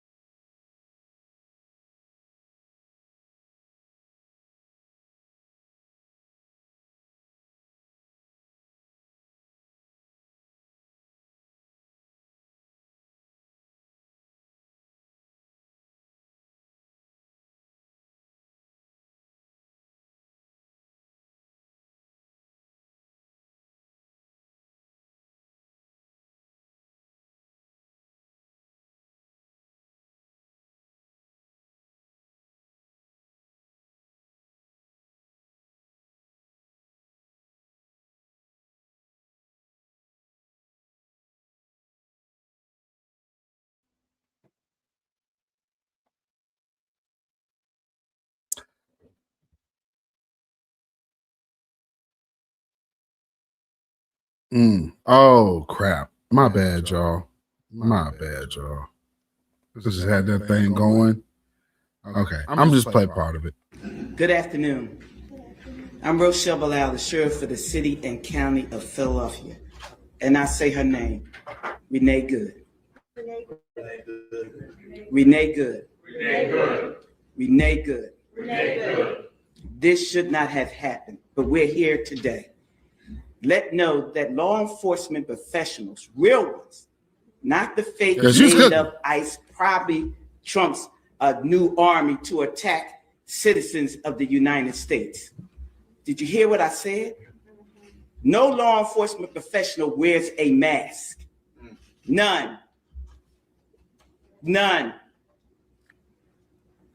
Those that come into our communities wearing a mask to commit crime, thank God for our district attorney, Larry Krasner, who said he's going to lock them up. And I'm saying now, we are not going to whisk you away for them to hide your identity, because when you do it there, you're getting arrested there. No whisk away for them to hide you. None of that here. None of that here. Law enforcement professionals do not shoot at moving vehicles. I'm not saying fleeing, because she wasn't fleeing. She was getting out of the way. Law enforcement professionals do not stand in front of moving vehicles invoking an action that is illegal. No, we don't. And so we stand here today with all those who stand against the made up fake, what you can call ICE professional law enforcement. I don't call them none of that. I call them made up fake wannabe law enforcement, because what they do is against not only legal law, but the moral law. So I'm with the DA, and we will work with them. If any of them want to come in this city and commit a crime, you will not be able to hide. Nobody will whisk you off. You don't want this smoke, because we will bring it to you. And the fake, whatever they call them, because I can't say the name, but the criminal in the White House would not be able to keep you from going to jail. Renee Good should be here today. And to her family, we are saying law enforcement professionals are not the ones here in this city that would do that. But here's the last thing that I would say. Law enforcement professionals around the country do their job. And we have been fighting for years to build that bridge between us and our communities. You have one negative nutcase that causes this problem, and now we all have to fight again to let people know law enforcement works with communities. These crimes would not be down if we didn't have communities work with us. Thank you.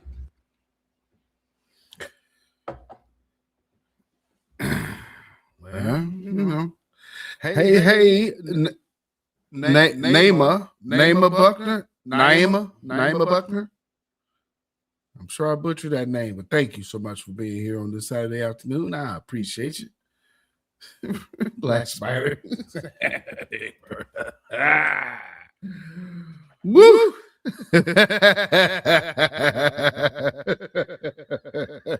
ain't right.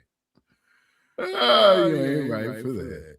Now, see, I want to play that and then give you the flip side of that. Because here's the flip side. You know, they found the Democrat black woman to roll out there in front of the cameras. You get out there, you know, and you make it look right. But wait. You think that MAGA would be outdone? No, of course not. Federal agents, ICE, HSI, are officers. They are agents of law enforcement. If you box them in with vehicles, it is reasonable for them to believe that they are being ambushed and that this could end in a deadly situation. And it's reasonable for them to use force based on those conditions. Okay. Okay. So do you see how both sides are using their tokens to come out here and they're literally was there no audio for that? Hold on. Was there no audio? Hold on, wait. Come on now. They're not doing that to me now. Hold on. Let me see. Let's see what I got here.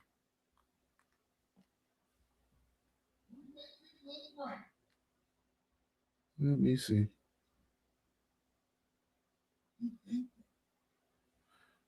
You can hear me? Could you hear him?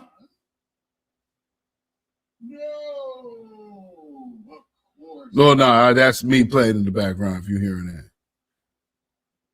But it still might be in there. Okay. Yeah, it's playing. Okay. Maybe Crew is rewound back to the previous video. Oh, okay. Gotcha. All right, let's go. Let's keep rolling with you got a damn storm in Oregon. No, actually it's clear as hell out here. It's as cold. It's finally clear and cold. No rain. Imagine that. But it's cold as hell. Today, I don't think it's bad, but woo-wee, it has been because anybody who's been out here, like you can get, it's chilly at like 40 something, but good grief.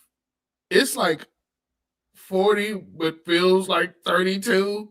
Got that real cold, that more, if y'all know what being out here feel like, there's a cold chill that's in the air. So it'll be like 50 or 45 or something like that, but there's a chill in that air that's like, woo! It'll get you. It will get you. We ain't got nothing on no Chicago or none of y'all like up there in New York and nothing like that. We ain't got nothing on y'all, but still, when you ain't normally used to that wind or that cold air hitting your neck, that'd be a beef. That'd be a beast. Damp and cold and dark sometimes right now, but it ain't raining. Judah said temps are going back down next week in Maryland. Ooh. Yeah. Oh, I've been good. Okay. Man, see, that's the thing. It's weather out here has been changing. That's another thing. I don't know, chalk it up to global warming or not. I can't say either way, you know. But anyway, getting back to the right-wing police officer that they rolled out there, let him finish his piece. Because what's so funny is you saw the sister out there, so then they made sure that they put this dude out here. So you're getting two kind of two versions of black police officer here. Clearly. Do not box in any law enforcement officer. You are breaking the law when you do that. And you are putting yourself in danger. Following law enforcement agents around. The question is why? What do you plan on doing? Right. It's also reasonable for them to believe that you're eventually going to do harm to them. If you ram any vehicle, especially that one that contains law enforcement agents, and that's any law enforcement, local, state, federal, county, and you do this intentionally, this is considered deadly force. Deadly force is anything that can cause great bodily harm or death. When you plow into a vehicle that contains law enforcement agents, you're using deadly force.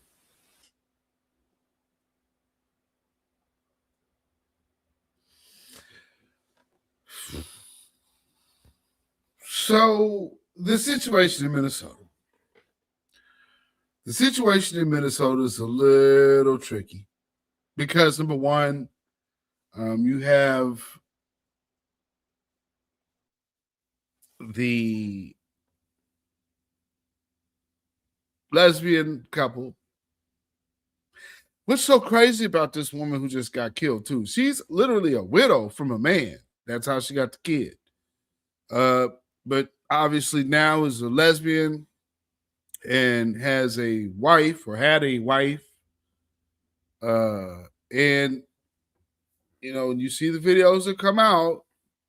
This is a woman who was on the ICE Watch group. So she goes around and basically harasses ICE. She's one of those people that goes and she's probably like the doxer. You know what I'm saying? Oh, you're from Philly. Oh, salute. Salute to Philly in the house. Hey, salute to Philly. Thank you for being here. Yes, indeed. You know, me and my wife been talking about Philadelphia, too, for like a foodie vacation. If you guys don't know, that will be on the Zilla Perspectives channel. So for if those are food vlogs or travel vlogs, those can be found on my other channel, Zilla Perspectives, where we talk about everything else that's not politics. And so you guys might want to also make sure you subscribe to that channel as well, Zilla Perspectives, you know? So yes, Philadelphia. Shout out Philly. And let's see. Let's get into with this ICE thing and them rolling up on folks. And then they shot the girl, the woman out there. Like I said, she's one of those people who are ICE Watch individuals. So we're gonna go watch them. We're gonna go post up on them, and we're gonna make sure that they're not doing anything they're not supposed to do. Whatever. So they were in a kind of a taunting session with them. I don't understand at all what they were doing. Rayvon, Black Spy, you said you liked that broadcast. Did you like the Seattle vlogs? Did you like our Seattle vlogs up there? You know, because again, Zilla Perspectives, folks. If you have not subscribed to that channel, go over to our second channel, Zilla Perspectives. Yes, indeed. And let's see. English Show 777 says Black Americans been flat out murdered by cops in criminal gangs, and a white woman gets killed, and you're all upset. You've been quiet all. I'm sorry, that's what you meant. Quiet all this time. We're getting killed, and you mad at an effing mask. Yeah, that's pretty stupid. That whole you're wearing a mask. Stop it. I'm so greedy. There are so many food options here. Yes, there are. One place that I have known, and I guess you could tell me if it's the spot or not, is and it's not Black owned, I don't think. But this place called Original Max, like Max roast beef, like Original Max's roast beef. I saw a video of them being like that the crazy. They had some crazy roast beef sandwiches, like Philly roast beef sandwiches drenched in gravy and sharp provolone cheese. Which, if you haven't had sharp provolone cheese on a roast beef sandwich, like a pot roast sandwich, you treat yourself. If you're a beef eater, if you eat pot roast, you got a little bit of that pot roast left over, get you some sharp provolone cheese. and just put that on some bread. Max's, I know, sell cheesesteak. Yeah, they do too. And I'm like, yeah, I need to try that. Oh, Black Spider, you been there too? You been there too? Yeah, I see. I got to get to Philly. Yeah, I got to get there. I see some stuff out there. Y'all like, and the other thing I like about what I see from Philadelphia is it's so kosher. It's like no pork. There's like no pork. So I'm like, oh,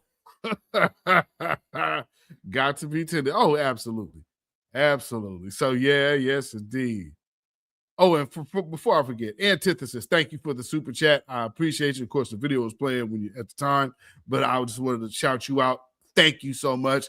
Antithesis, always out here supporting not just myself, but other voices of new Black media. I appreciate you.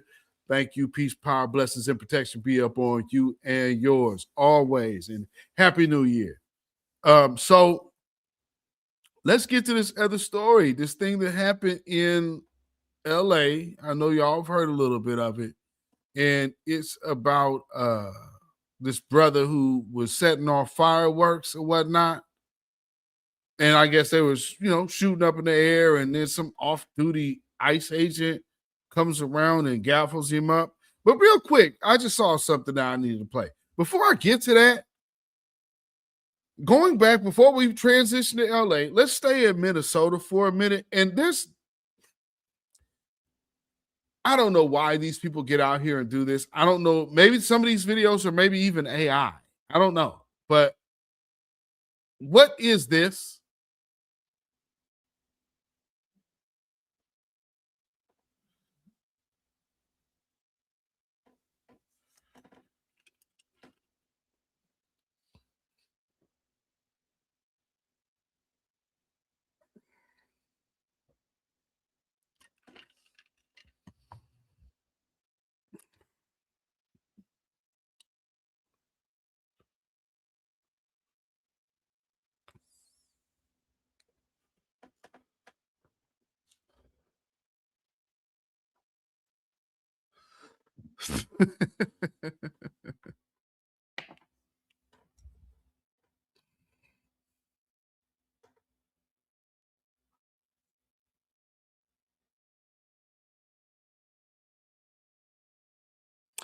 Shout out Ashley Babbitt.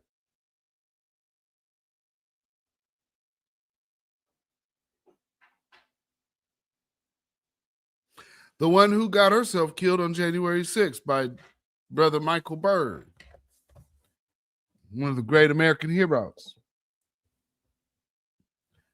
He made sure that people were safe on his watch by downing Ashley Babbitt. Why was she there? I guess she was worried about the wrong shit.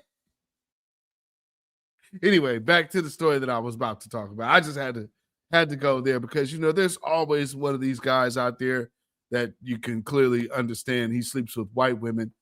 Oh, crap. You couldn't hear him. Shit. Hold on. Hold on. Oh, yes, you're right. You couldn't hear him. Hold on. So you guys don't miss it. My bad. Here he is. Everybody want to talk about whether or not the ICE agent should have shot the lady. I'm trying to figure out why she was there in the first place. You got a son. You got a family. You out here defending Pablo and Julio like they give a damn about you. Go home and protect your son. Can't do that now. It's too late. Worried about the wrong shit.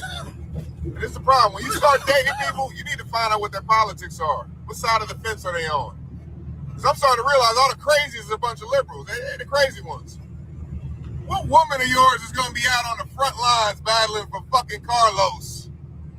Carlos is in here illegally. He need to go back to his country. Worried about the wrong shit. Got yourself killed. Good job. Like I said, shout out Ashley Babbitt. The exact same scenario. Worried about the wrong shit. She wanted to go overturn the election and fight for the president that she wants. Which is president now? Man, imagine had she have made it all the way to 2025 to see him as president. And then maybe she would start feeling like Marjorie Taylor Greene and be like, oh yeah, let me get the hell up out of Dodge. See, here's the problem that they're having. And I said this to actually Matt Walsh and Nick Fuentes. I hope y'all watching my interaction with these assholes because they aren't responding to me, and there's a reason why they're not. I'm from Portland, Oregon, the University of White Supremacy, and for them, a lot of them are very aware that they're the so-called tough arm of their group, which would be the Proud Boys and like Patriot Prayer. They're from here. You see how I move in this city? In this city? Because I can. In this city? These people go out here, they got y'all fooled. They got y'all, they gonna run up on it, they ain't gonna do nothing. The one thing they can do is rely on the ambush. But let me tell you, especially like right around when Charlie Kirk got murked, there were some of these people really feeling themselves. And you might just have to tell somebody that Charlie Kirk shit gonna get you slapped.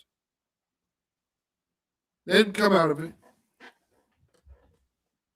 They come out of it real quick. See, the one thing about me is, I'm Seattle loves Oregon. Absolutely. We all we got out here, baby. What we talking about?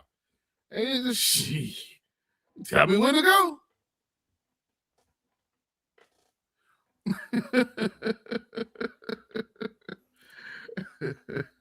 That's the one thing I think people don't understand about us. That's why, like, they come out here and get shook because they're like, "Oh, yeah, we thought y'all like, nah, don't get us twisted. We're just different. Everywhere. What DJ Quick say? Everywhere is like Compton. It's just the different speed wherever you go. People gonna just move differently. And this is the Pacific Northwest. And the bottom of this Pacific Northwest is the Bay. That is the bottom tip of the Pacific Northwest. I don't know if a lot of people understand that. This I-5 corridor thing is easy. Shout out to and rest in peace, our good brother Black Voltron Reloaded. Used to always tell y'all, like, if you're from out here, you could get in touch with somebody who literally knows somebody over here. So they did, like, I'm not hard to find. So if anybody wanted to know out here and say, hey, you see all of that shit he say on his videos? You nigga be like, that nigga, every bit of that. And then some. That's called being thorough. And I ain't known just from this damn internet. Because that's being called thorough.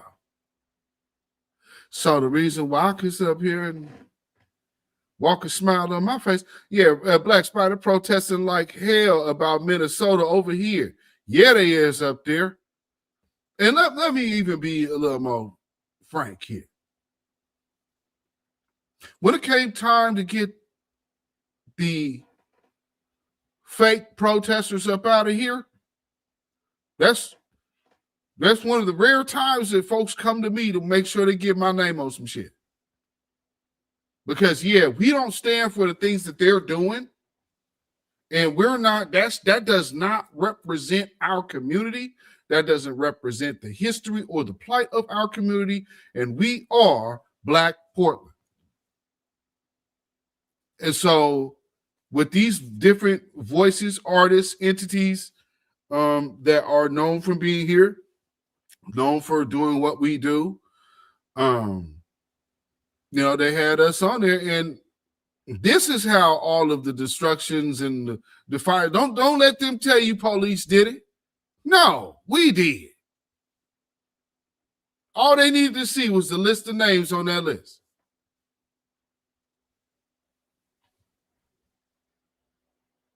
That's all it took.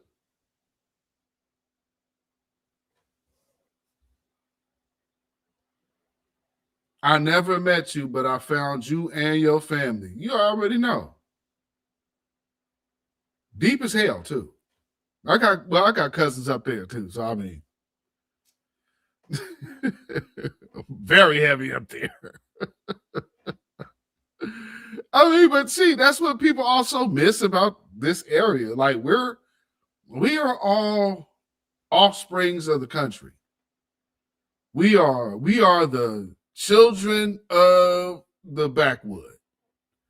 And I mean the backwoods, off the beaten path, off the back road. Even, I guess, you know, shoot, my wife from the country. My wife ain't even from up here.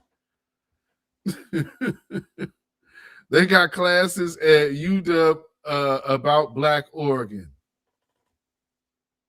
We're going to get there, matter of fact. That's another part. See, we taking our time today. It's been a while since I've had a chance to chop it up with y'all. So there is a couple things about, because this is what I'm planning to do this year as well on this channel, is giving y'all a bit of our history here in Black Portland, and just letting you know what it has been and what type of mark we have made out here, because people get this confused because they think because you're surrounded by white people, surrounded doesn't mean outnumbered. When you know how to be the faithful few, we know how to get a lot done with very little. So when we see a big thing, we don't get intimidated by that, because we know, oh, I got them, and them. Oh, we're good. It doesn't matter how many of y'all it is. That's how much faith we have in ourselves. Our power did not put us here to be up under you. And that's just how we roll out here. Tell me when to go. You better know where we from. That's all I can tell you. You better know where we from, baby. And we love us.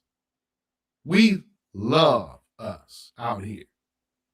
Now, I don't think people get that, because, I mean, like, for people who live in Black saturated areas, we deprived of that out here. So we take being around each other extremely serious. Extremely serious. So for us out here, we got a code. If it's only us in this room,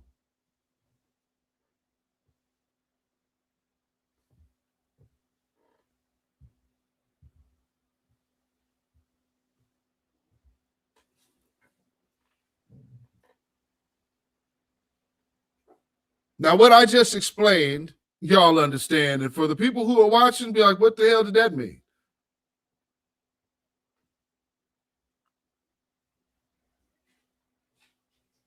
They'll never be us, family. That's all I can say. What's going on, bro? What's going on, bro? Hey, man, I might have to jump back into space just to holler at y'all, man, because it's been a minute since I got to actually hear y'all voices. You know, so we might have to do something, because it's been a minute since I got a chance to just hear y'all voice in my ear talking to me. I do kind of miss y'all. But, you know, I've been extremely busy. Now, let's see. Let's get to where we need to go. Okay, so let's get to my the story out of California, where they shot this brother. Off-duty ICE agents. These people are overzealous.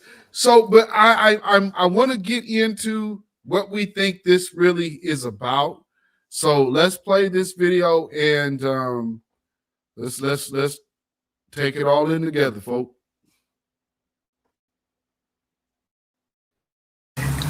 Oh my God, he just loves so deeply. Just days into the new year, the mother of 43-year-old Keith Porter is still filled with grief and disbelief. According to law enforcement, her son Keith fired celebratory gunshots into the air with an AR-15 style rifle outside his apartment complex on New Year's Eve. Armed with an AR-15 rifle, possibly suffering from a gunshot wound. An LAPD report states the off-duty federal officer confronted Porter, identified himself as law enforcement, and claims Porter fired toward him, prompted the officer to return fire. What should have been a simple arrest and possible a citation has turned into a death sentence. The family's attorney says this all could have... Hold on. Does anybody believe that this brother literally after he's celebrating New Year's Eve or celebrating New Year? So we're coming into the new year. You up there with your people and with your family. Everybody's celebrating and happy. The off-duty officer comes around and hey, I'm a cop. Oh, my mind says in celebratory fashion, let me point my gun at you. Get out of here. I just couldn't let that lie on that brother sit. I'm sorry. I just couldn't do that. Anyway, sorry, folks. Been avoided. But instead of staying in his apartment for a trained law enforcement officer from LAPD to respond, he made the premeditated and calculated decision to grab a firearm. Fox 11 reached out to the Department of Homeland Security. In a statement, the department said the off-duty ICE officer bravely responded to an active shooter situation at his apartment complex. In order to protect his life and that of others, he was forced to defensively use his weapon. DHS goes on to say their officer immediately called police. According to his version, Keith shot 3 shots towards him. We have questions on if there was any shell casing recovered from Keith's weapon that would indicate he in fact fired the weapon 3 times. Keith's family and their attorneys say they have yet to find a witness to corroborate that the father of 2 fired towards the off-duty officer. Now, DHS tells me they're referring any further questions to LAPD, which is currently investigating. We reached out to LAPD earlier today to see if they have yet to identify that off-duty ICE agent. They responded saying as of right now, they have nothing further to share on this case. Great night tonight. I'm Rachel Aragon. I'll send it back to you.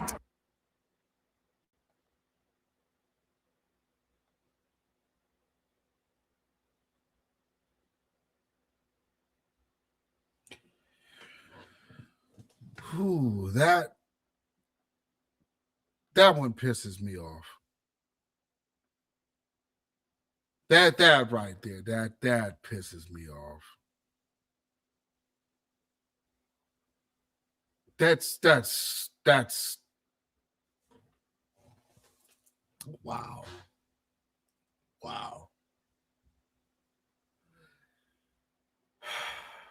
Nah, bro, you good.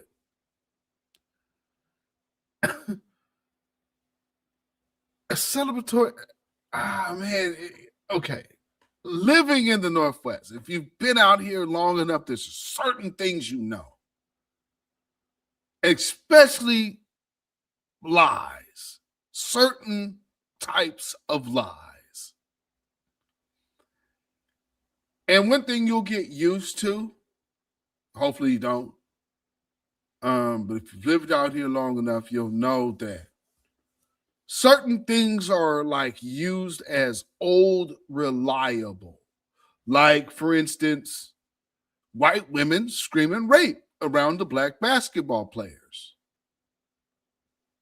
This is the same type of scenario. And so when I hear stuff like this, and like you say, Ro, no, bullshit. It's bullshit. You're absolutely correct, brother. You ain't got to apologize at all. That is absolute horseshit. You know it when you hear it. No, folks. That man is with his family. When we having a good time, we don't flip on a dime and say, I want to turn my gun toward this another person. No. And to fire 3 shots towards that dude? No. We don't do that. You're not going to lie on that brother to me and have me believing it because you said it. I don't buy that. And you're not finna tell me that. I don't believe that. I do not believe that. That's crazy to me. I mean, well, we having a good time and it's us being around each other. Like, we ain't tripping off them. We ain't tripping off them at all. He pointed his gun and fired 3 shots at me. What are you saying? My guess is he might not have even, well, let's see where he was hit. Did he even know those shots were coming his way? Is the trajectory of the bullets that hit his body a representation of him facing him? Because if you tell me he got hit in the back, don't tell me he was pointing at that man shooting at him 3 times. So let's see what this autopsy looked like. I bet. See, here's my other point of this night. And I guess before I get into the history part, is this all avenues of manufacturing martial law? Because we're seeing things and we're hearing tones coming from certain areas and avenues that sounds like it's promoting inflammatory situations that's already shaking, and you're shaking the soda can, you're shaking it.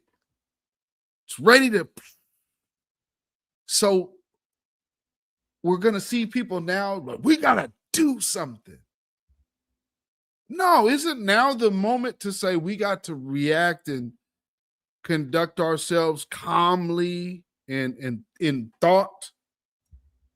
Isn't that what's supposed to be happening right now? But instead, we're getting them feeding straight into anger without rationale. And me, that just seems like both sides. Here's the red, here's the blue, and there's the person in the back that's flag kind of resembles the color of this shirt, pulling the strings of these entities to force unrest that then says, well, we got to come in and step in and control it all.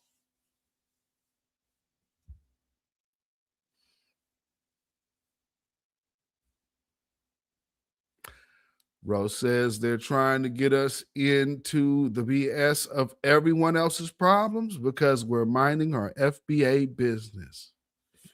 And see, I think this is the other approach, bro.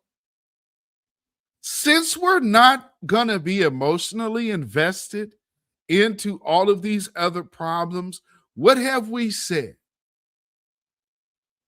We are either going to be made comfortable or everyone is going to be uncomfortable.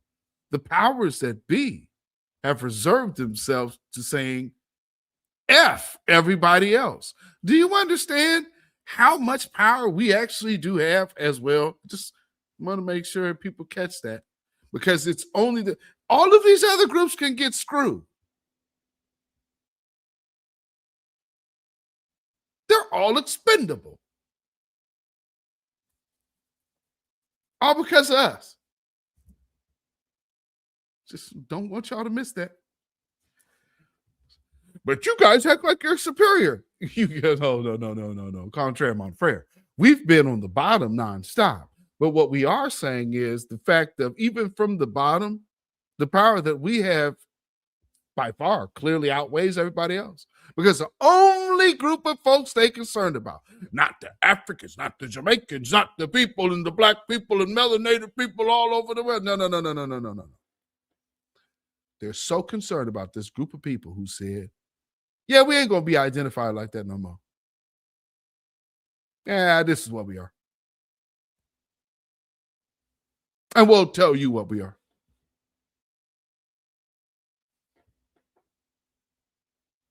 And the world has shifted within the matter of the last few years. But we're some fringe group and some cult.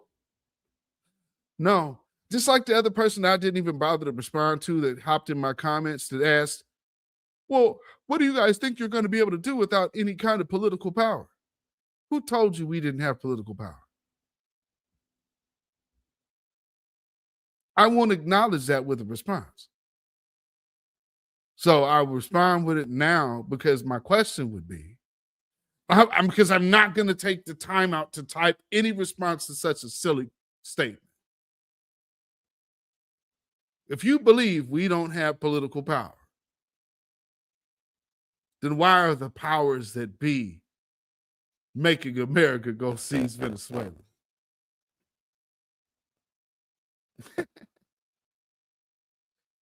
Better follow the big story, not the little one. There goes with Battlestar Galactica. Hold on, y'all. Let me fix this.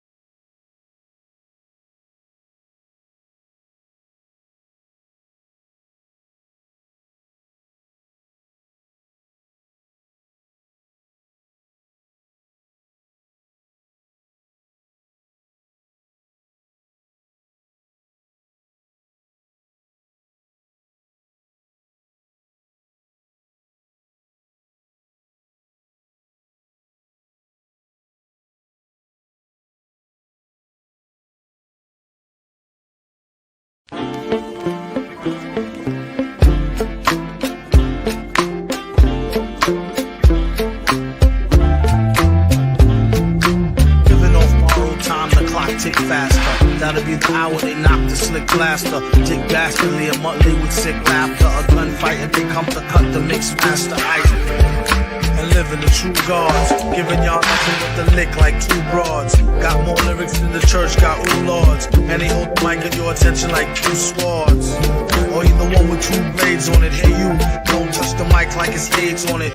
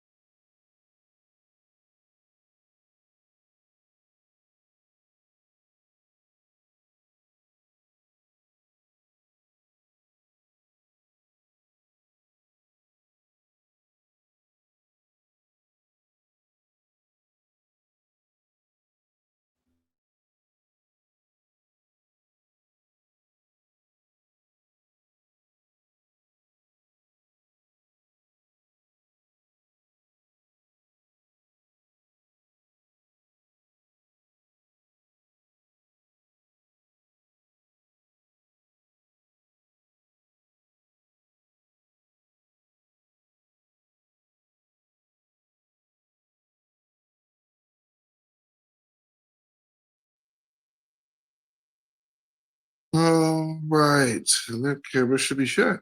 Okay, so let me fix this. This is crazy. It's absolutely crazy. Yes, please. All right, you guys should be able to hear me. I am going to restart this computer while we are still rolling. So bear with me, bear with me, bear with me. I don't understand what just happened here. Okay, so I can see myself. I hear that I'm back, so I'm just doing a restart. I don't know what happened with my microphone, but that's interesting. Maybe I'm talking too much for StreamYard tonight because it's funny. I was able to get into my looking at my system here, so my mic is literally working. It's hot on my computer, but no, it's not gonna be so here, buddy. Yeah. So the powers that be are maybe upset at what we talk about tonight. Now wait a minute, they just supposed to be focused on the little stuff.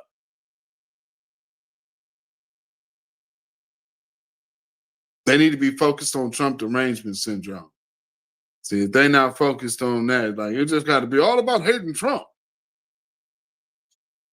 Okay, we got it. Okay, you can hate Trump, but see, we got more going on over here. Right, we're gonna see if we are back up in here. Okay, it looks like my mic is working.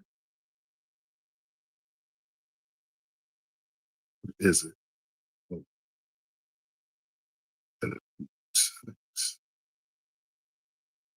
Okay, we'll pull that out.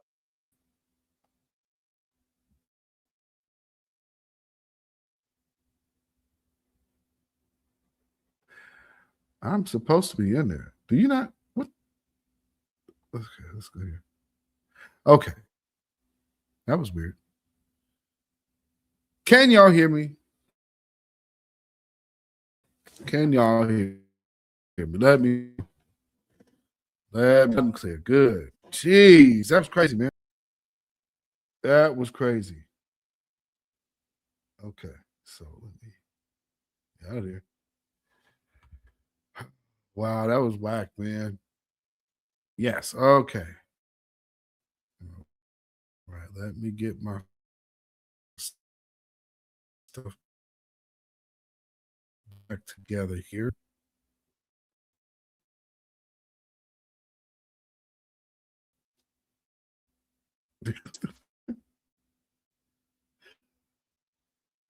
That's crazy. All right, let's get out of here. Okay, yeah. Okay, there we go. Oh, Lord. See, this is one thing I like about recording videos. Of course, I like lives, but recording these videos allows me if things like this happen, I could just cut it out. Oh, crap. Stop that. Right.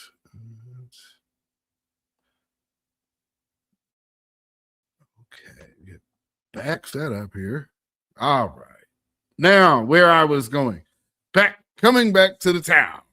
And is this is this situation being used as an opportunity to promote martial law? And let's hear from somebody from my home town. He then says, as mayor, I call on ICE to end all operations in Portland until a full investigation can be completed. Do you support the mayor in that call? Absolutely. And in fact, let's be very clear. The idea of Portland being a training ground goes back several years. The it's clear that the administration has been trying to find some way to spark some kind of response so that they can justify some kind of a martial law issue. They want to find something that will blow up, and they're trying everything they possibly can. We attempted and were successful in pushing that back with our famous frog, and that helped a great deal. Those demonstrations, all peaceful, were going on. We apparently have other folks who are in the area who want to start some kind of violent issue, and we haven't let them do that. I hope we'll not allow them to do that now, but we will certainly investigate this latest incident with two people. We're hearing from the Department of Homeland Security this. And so with this situation that's happened here, we had somebody get shot, as I reported on the other day. But this is one of those things to where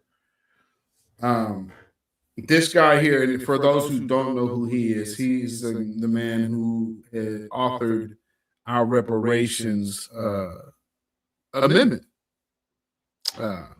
And that's the one that has the dollar amount attached to it. It is already ironclad on describing who gets the money. And so there's that. But nonetheless, it's, we need the numbers here. But when people are talking about they need studies, the reason why they need studies is because they actually do have the numbers to push through the legislation. He wrote legislation that every other area in America can adopt. Easy. And they just need to adjust the numbers based on the location or whatever's going on there locally. So they are not being honest. And I'm glad that he said this, because Portland is often used as a training ground and has historically been used and abused for especially when it comes down to law enforcement and the Black community. Let's just be clear. This is coming from posts on social media. They're saying that the two people involved in this shooting were members of the Tren de Aragua prostitution ring, and that this was what they say an operation to try to apprehend them. If that is the case, this is what the Trump administration has been saying, is that these are enforcement actions that are going after criminals. What's your response? I don't believe a thing that the Trump administration is saying, frankly. Really?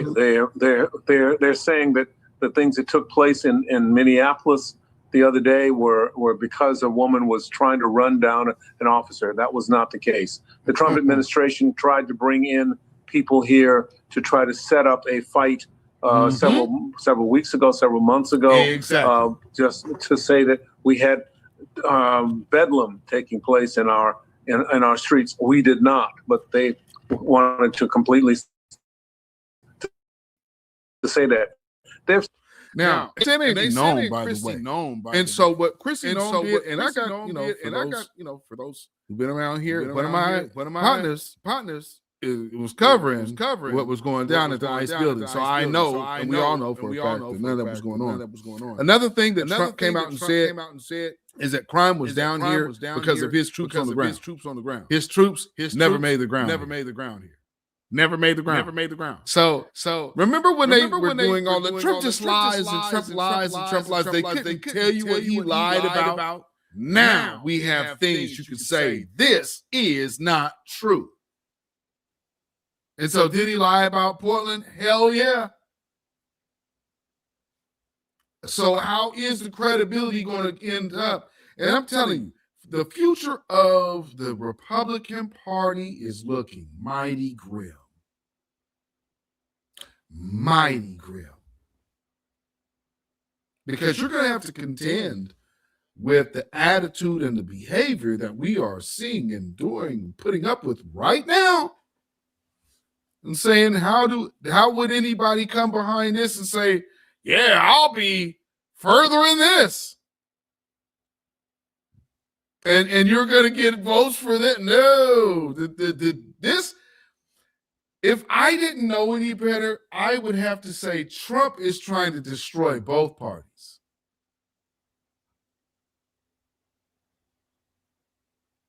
This looks like a fire sale of both parties. Just saying. Said that the reason for the effort is to try to go after people who are criminals, and as we've seen, that's certainly not the case. And we have more criminals, more folks with criminal history as ICE agents than they've been able to pick up in terms of criminals. Don't mess with us folks out here in Portland, folks. The black folks in Portland, we are on some other shit. And we've been on some other shit. He could change his mind a lot on Oregon again quick. Thing about it is,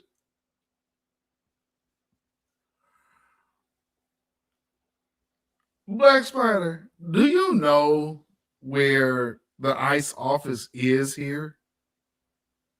It's in Southwest Portland, on the West Portland waterfront, down the street from the big OSHU campus that sits right on the river.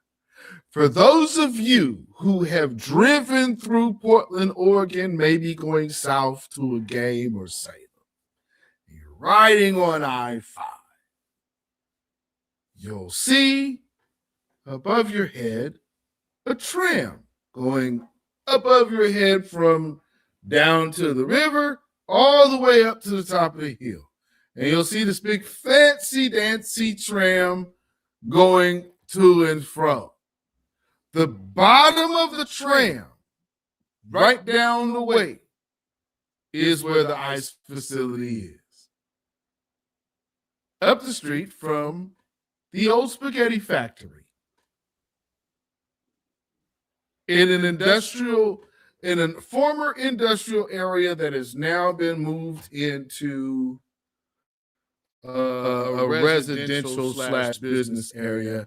And the building that they use is a former Bank of America processing site.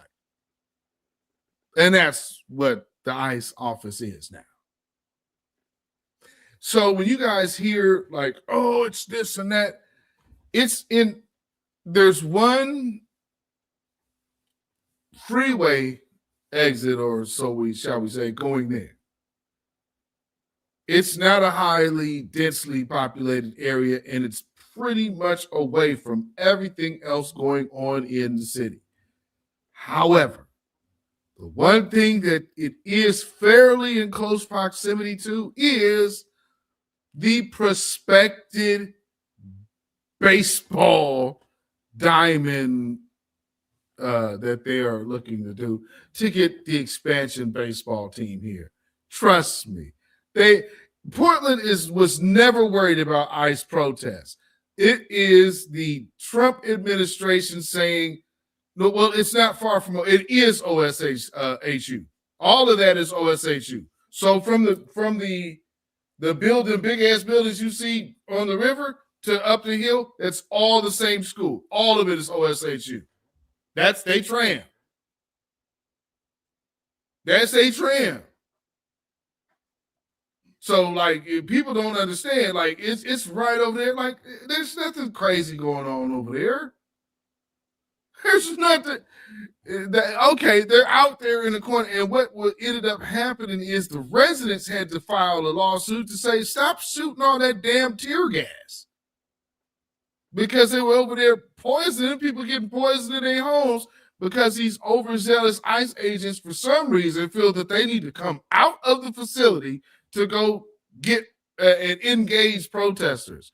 There's nobody jumping the fences. There's nobody jumping anything over there. They're standing out there with signs. It is the police that come outside of the gates to come with their riot gear and engage people that weren't violent.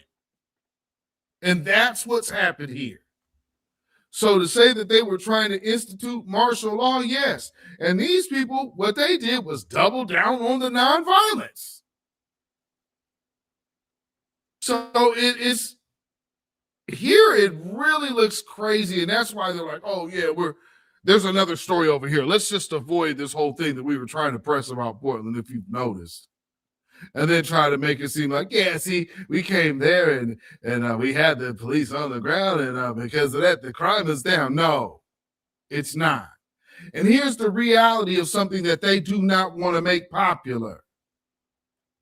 That the community can get crime down. They don't want that notion happen. That's another thing they don't, because see, we're so small, we're so intertwined, you damn straight we could do it in the community. Because we're so intertwined. It's not gonna be hard. Everybody knows somebody. That's why it make it hard for outsiders to come here and do that. That's why when the time they had the little boy Dante Hart before them two sadistic bitches killed him, Devontae Hart caught hugging the cop. And then I remember seeing the picture. I hit Facebook because I know the Harts here. Hey, this little boy didn't get killed y'all because it don't ring a bell. No. All the Harts are chiming in like, nah, we don't know this kid. Come to find out, he the adopted kid of these two lesbians that I actually am aware of. But I didn't know they had adopted kids. So like the chicks that drove them black babies to their death, oh, I knew who they were. You most best believe I did. And everybody who took part of that bullshit about that, they had this weird ass candlelight vigil thing on Facebook. It was sickening. We're gonna hold up light for friends. We're gonna hold up these candles and we're gonna share our light. And we're gonna they did this whole big sick, self-righteous vigil for the two broads. Not I know the broads, yeah. For these two wicked demons that were abusing these 5 black children and eventually drove them off the cliff, and you found 5 of them because there's no telling where Devontae Hart's body ever ended up, but that's neither here nor there. But again, yeah, stolen ancestors, they look real familiar. Yeah, no, because I asked Rhodeezy, they're not Harts. They're not our Harts.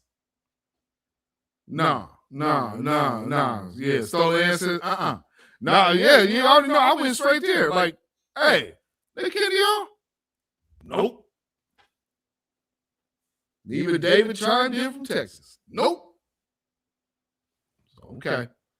Then my partner Alex tells me, oh, I was there getting photos. No, he got white parents, 2 white women. And that's how I found out.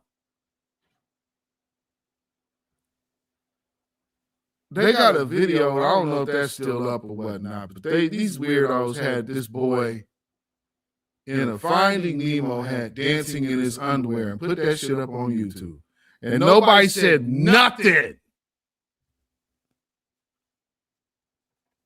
Then them kids is getting abused, they drove them off the cliff because they was feeling the heat.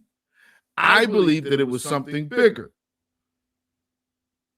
I believe that they were selling them children. That's what I believe was really happening. And I because of my interaction with the woman who was behind the wheel, I can't say for certain that's what they were doing, but just knowing the energy that she had about especially black males, I would not want that white woman around black male children. And so it is what it is right now. So it says me too. Yo, I'm like, we know the Harts here. So you're not finna just say that this kid is a Hart. We know that family here. So you're not just finna sell us on some kid hugging a white cop because we know the Harts. So that right there, right off the rip, it's like a family. If somebody said, well, here's this little Whitmore kid. Somebody gonna be like, y'all, is that Mike's kid?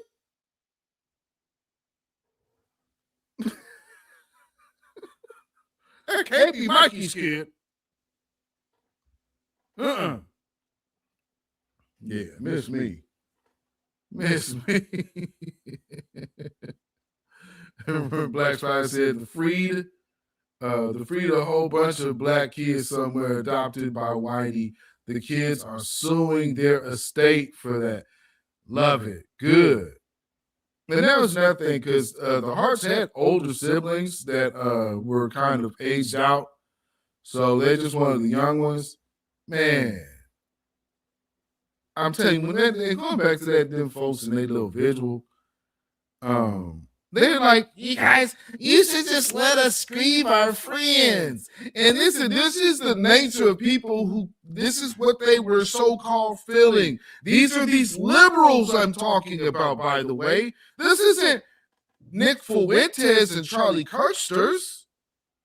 This isn't Groypers and Kirksters. No, this is vote for Democrats because she's a black woman type people. But F them black kids. I learned, man, not that I didn't already know, but witnessing this in real time, man, any black person talk about these liberal, man, you better miss me. They don't give a shit about black folks. That's why they so comfortable being in your face, pushing abortion on you. Because these broads couldn't abort these kids, so what they do? They said, well, we'll still go ahead and put our hand in the mix and drive them off a cliff. Instead of taking themselves out to say, we regret what we did to these children, we have to go take care of all of this evidence, allegedly. I'm just saying. A lot of smoke there. And so, yeah, keep an eye on things here. But like I said, another reason why they're upset at us is because we have we've been notorious for putting boots to asses. And that is something we've done in this environment up here called Portland, Oregon, despite our conditions in this environment. So let's take a look. Just look here. We'll just put this here. So let's go through this. So just a quick overview of Black resistance. And think about the reason why they are so focused in on this area. It's because we make up like the smallest percentile of Black folks in a major area.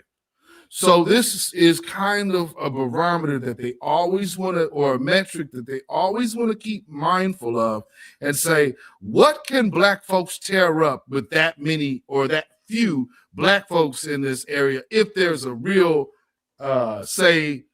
social issue that happens? What can happen then? You know what I mean? So they need to know what's going to happen, because here, Black resistance in the 1960s, Portland, centered in the Albina neighborhood, fighting systemic racism, police brutality, and destructive urban renewal, aka gentrification, highlighted by the 1967 Irving Park riot, a catalyst for unrest after civil rights rallies turned violent, fueled by decades of redlining and discriminatory practices that confined Black families to the area and fostered deep-seated tensions with law enforcement, leading to organized protests, demands for justice. We're talking about time before I was on this earth, folks. Key areas of resistance. Let's see if things sound familiar from then to now. Police brutality and discrimination. A major catalyst was escalating tensions with police, culminating in the 1967 riot after a core organized rally discussing police interactions turned confrontational, with rocks, firebombs, and looting erupting over 2 nights. Urban renewal and housing. Black ministers and community leaders fought against city plans to demolish the Albina district for freeways like I-5 and public buildings, protesting racist planning that displaced residents through their small numbers, limited immediate successes. So when you have people starting to build a life and then you come through with your urban renewal and destroy it, there cannot be generational wealth built, because that was government targeted destruction of government wealth or generational wealth.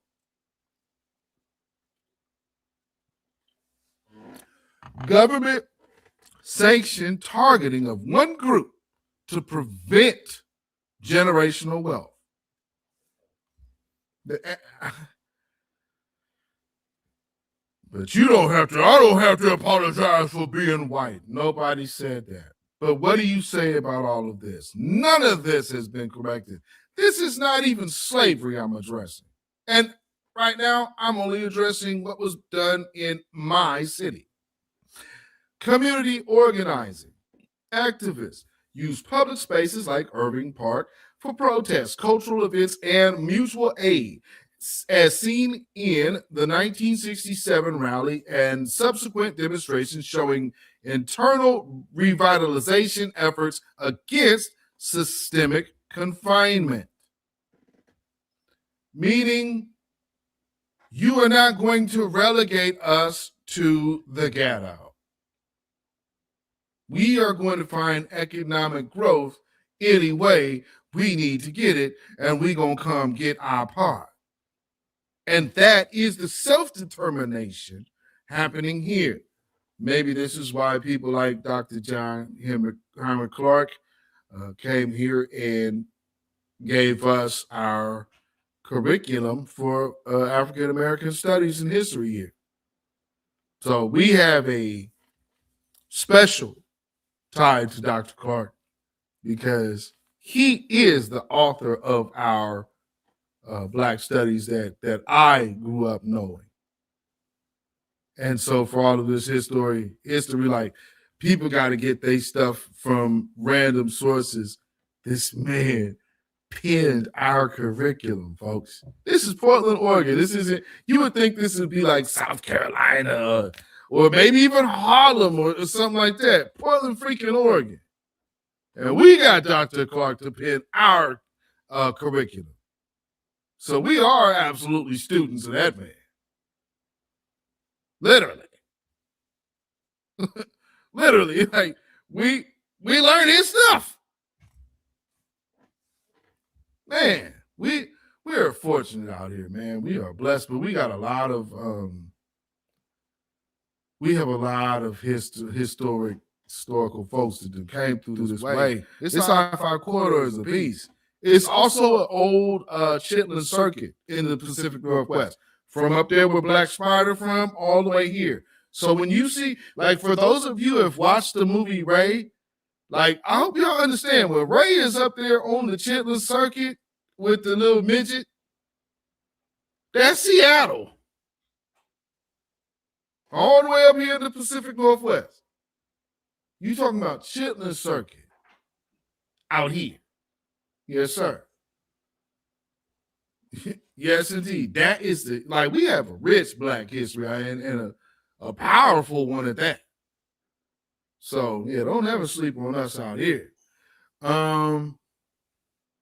Black Panther Party. The local chapter provided crucial social services, including free health clinics and breakfast programs, countering institutional neglect and earning community support despite FBI surveillance and negative media portrayal.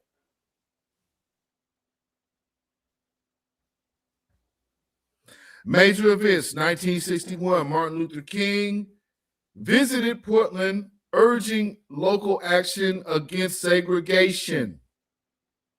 Who knew segregation was going on in Portland, Oregon? You guys never faced nothing. It was only in the South. Wrong.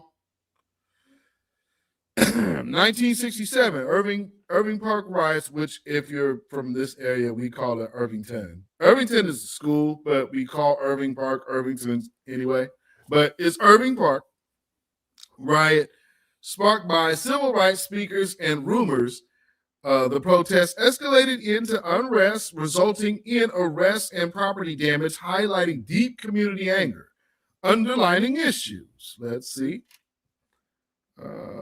Legalized racism. Oregon's history included constitutional bans preventing Black people from owning property until 1926, fostering a legacy of discrimination that shaped mid-century Portland.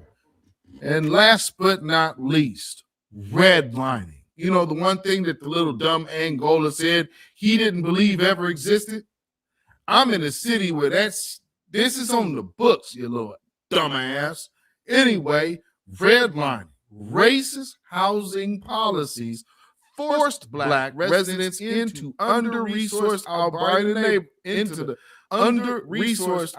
neighborhood, creating conditions ripe for conflict. And let me explain something to you right now, ladies and gentlemen. They want to cordon off Jefferson. So my old neighborhood, they have been in the process of gentrifying. Jefferson High School has a middle college program.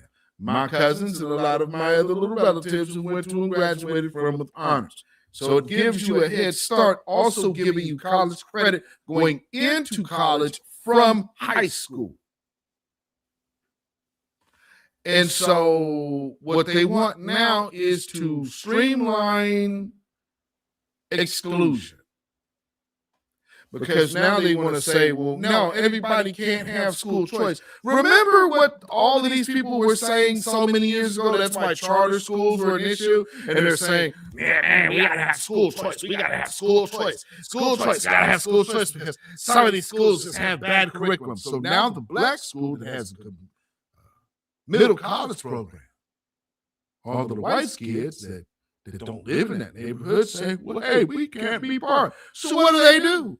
They start buying up houses over in that neighborhood and start saying, well, hey, now let's get all of the other Black kids from the surrounding neighborhoods, because Jefferson is the historical Black high school year. So those that are maybe second generation, what we call Democrats, because that's the name of the mascot of Jefferson High School, Democrats. So we got second generation Democrats, like my own children, that want to go from another area back to Jefferson. Because that's the Black school. It's like the HBCU of high schools here.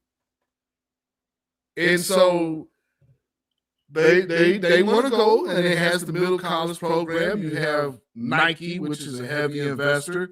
Now, when it comes down to Portland public schools and the tax money, they have been forever neglecting Jefferson High School with any kind of renovation, so it still looks like it did in 1934.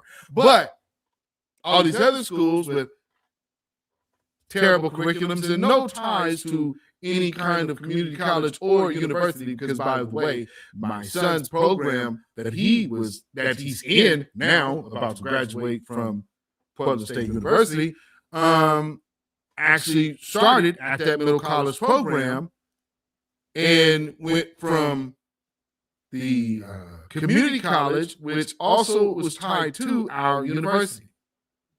So understand what we're doing here. We're getting young Black children and setting them up for a discounted college experience that still can get a prestigious degree without ending up and leaving in debt. What do we have now? Oh, we have a problem.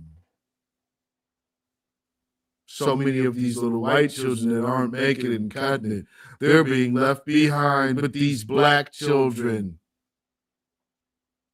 that are cutting off thousands of debt by the way they're doing it and obtaining it with doing the work. Nothing's being given to them, but they aren't in as much debt. I think that's a great thing. Some of these people don't.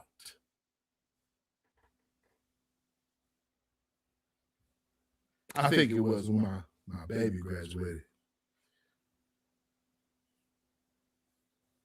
I know something killed him, but it was upset. Said. All of this group over here with honors. Stand up.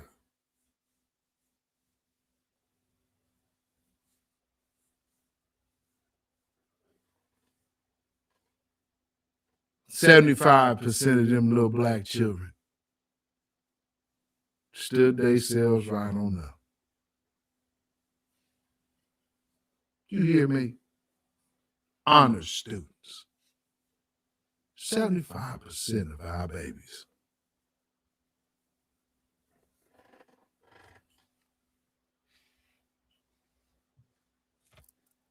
While they over here crying about how their kids were falling in despair.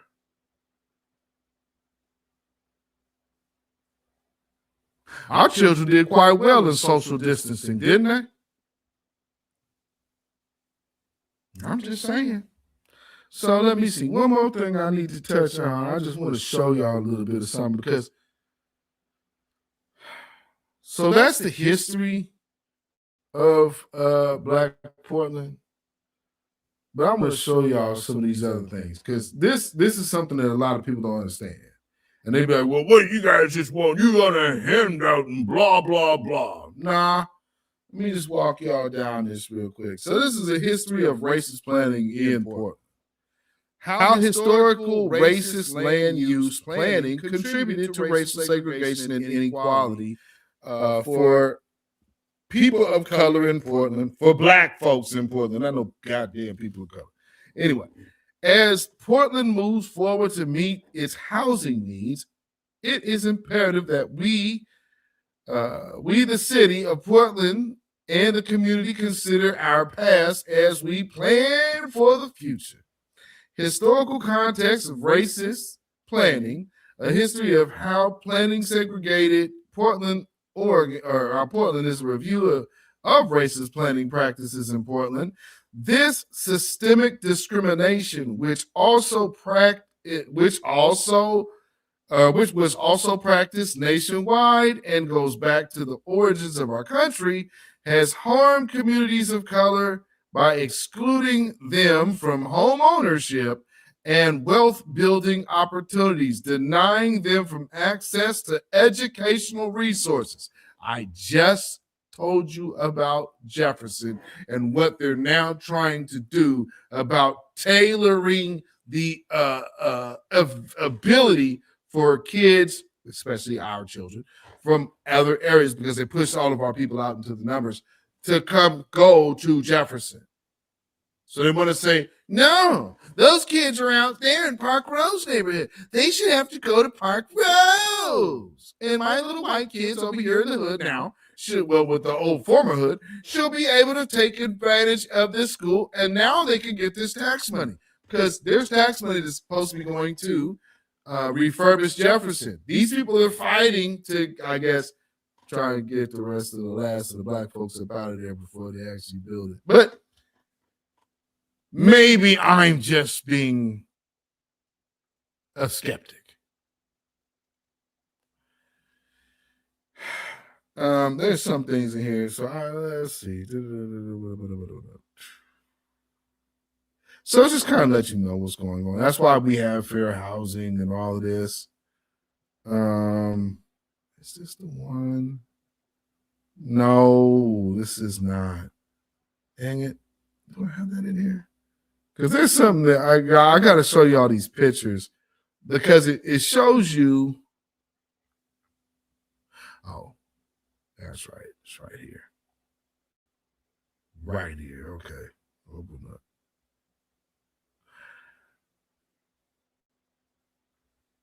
Yeah, this is it here.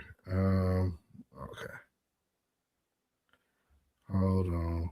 I gotta show y'all some of these pictures because it's one of the pictures is of what was happening. And so all of this out here basically spawns off of what happened at Irving Park. But there was also a situation where this woman was basically forced, because here we had segregated theaters. So the segregated theater would put like black folks in the balcony. So here in Portland, like, because we still had segregated theaters here. So the black youth watch movies in the balcony while the white people below watch. That was with my mother's generation. So when my mother was a teenager, they had to go watch, and like her or my uncles, they had to go watch the movies in the balcony. And that's here in the city. Let me see. So here, okay. So this picture here is kind of funny, but it serves a purpose of what's going on today, and we kind of see the same thing. So if you see Reverend O.B. Williams, now first off, look at what's going on. You see all of this black youth right here, right? So here's all of this black youth. They out here. They unhappy, you know, but they're making a stand, and they got, this is a rally. Oh, so let's look at the caption here. Let's see. It says Reverend O.B. Williams, extreme right with the hat, took great courage in calming the unruly teenagers. That's this guy right over here in the hat. So he was there to do, now y'all stop it. Y'all just keep the peace. Now we need the Lord don't want us out here making trouble. And what we have to do is we got to honor the spirit of Dr. Martin Luther King. And, you know, shout out to O.B. Williams and the Williams family, you know. But this was a little taste of Coonan. And I mean, to shout out to my Mount Olivet family too, because we had to play Brown earlier too. And he was over there telling them, man, we got to get used to them and get along with them. This is the type of folks we had here. And, you know, we got to keep it a buck. Stolen ancestors. Portland is a heavy boule environment when it comes down to our community. It's heavy boule when it comes down to our city. Extremely heavy. So you had the pastor on deck. Now, y'all don't get on there and now start doing that now. This is over here on 7th and Fremont. They right across the street from the wig shop. Let's see. There is more going on here. Oh my goodness. So they even got this. This is funny. Various inciting factors led to the Irving Park rebellion, but the main point of contention stemmed from inequalities and treatment by the police. Black youth considered the heightened police presence in Albina parks and neighborhood to be evidence of their continued oppression. A constant surveillance that one local resident compared to plantation overseers. Many black youth pointed to the unequal policing of Irving Park compared to other city parks. A week after the disturbances, 29-year-old Oliver O'Farrell told the black newspaper, the Clarion Defender, that the police hang around Irving on Sundays, creating tension and provoking incidents. Black Power activist Colden Brown Jr., who spoke at the Sunday in the Park rally, echoed this discontent, identifying a pattern of racism in the city's unequal permit. Oh, okay. Permit enforcement for parks predominantly patronized by white Portlanders versus Irving Park. Sorry.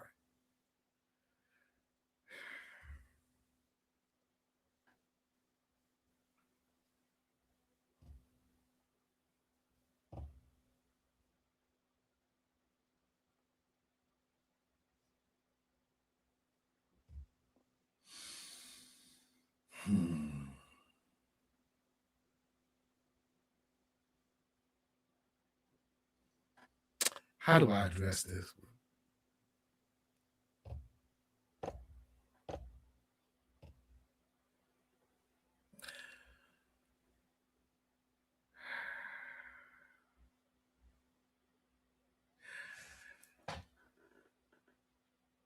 I can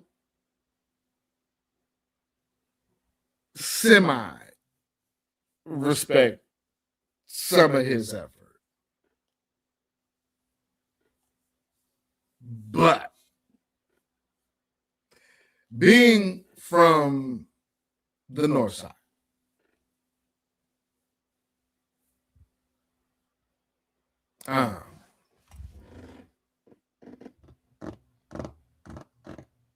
coming up in this Portland connection, I'm from Maranatha.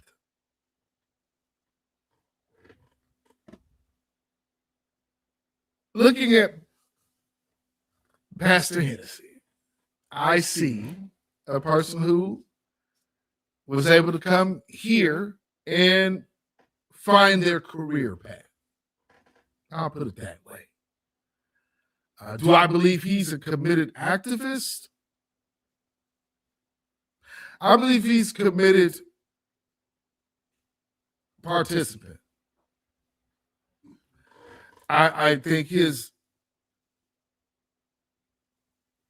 I think his position is limited. I'll put it that way.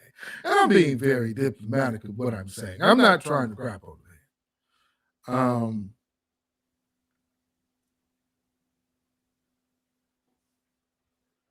He can help who he can help. But I'll say this.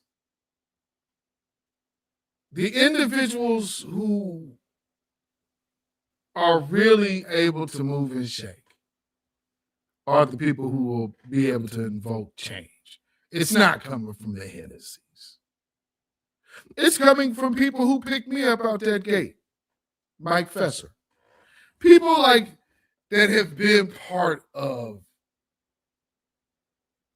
us. Like, and Hennessy is not one of us. You know, Hennessy is an outsider. He came here, he's definitely made himself, there. But he ain't one of us. You know what I mean? So, because like I said, he's just the easiest way I could put it, he ain't one of us. But no slight to Hennessy. And Janice, Janice used to play for him. That's where we had her funeral.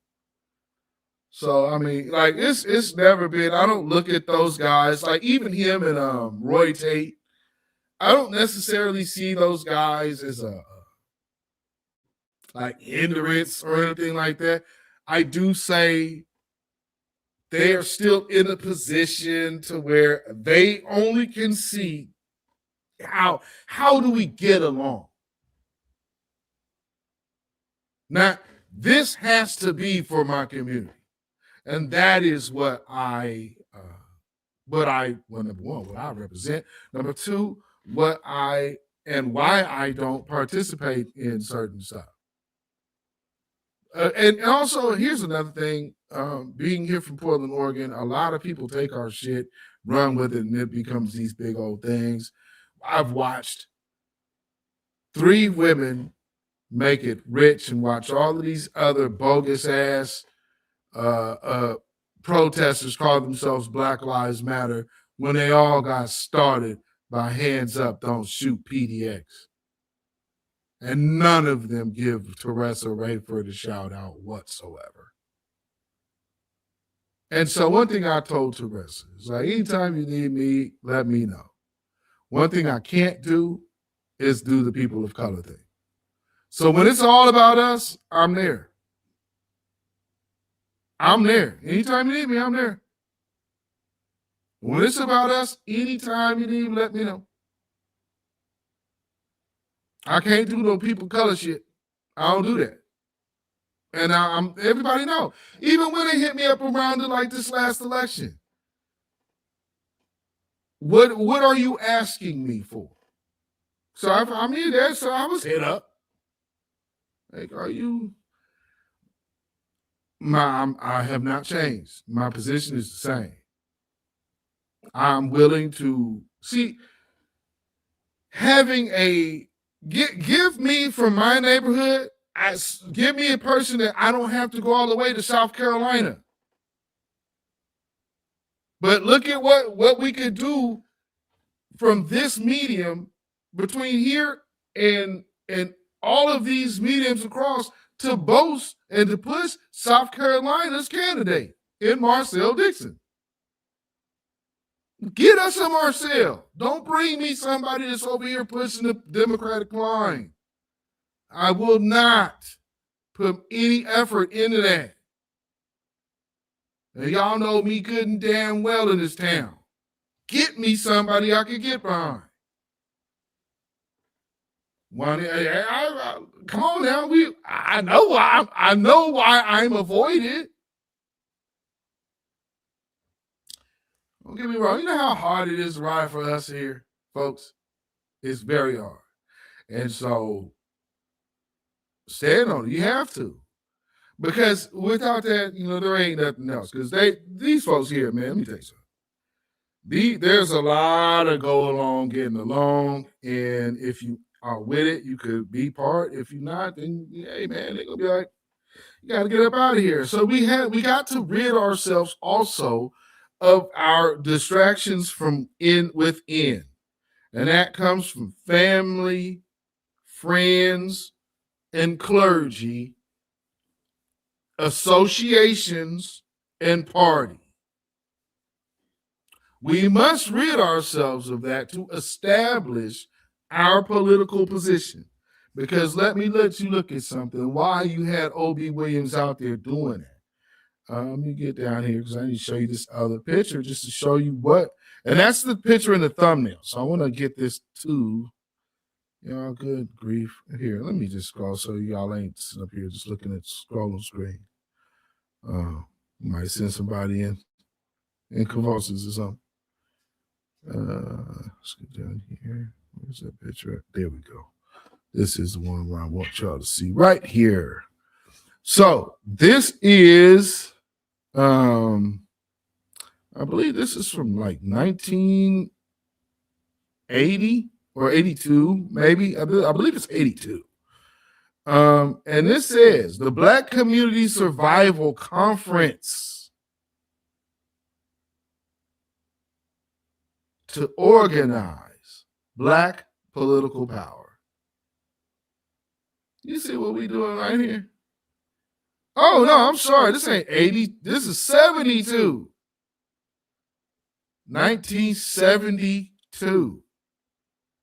Ronnie Herndon. Salute to that brother. He's one of our, and Kent Ford, our Black Panthers here.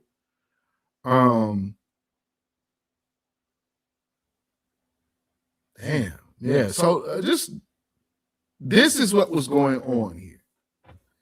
Now you see something like this, and then you see O.B. Williams. We haven't really moved away from that type of thing to say, hey, man, let's just go ahead and figure out how to just make it work with these people, man. We need them to get along with us. We don't need to just keep pushing our issues in their face. You know what'll happen, man? They're going to get mad.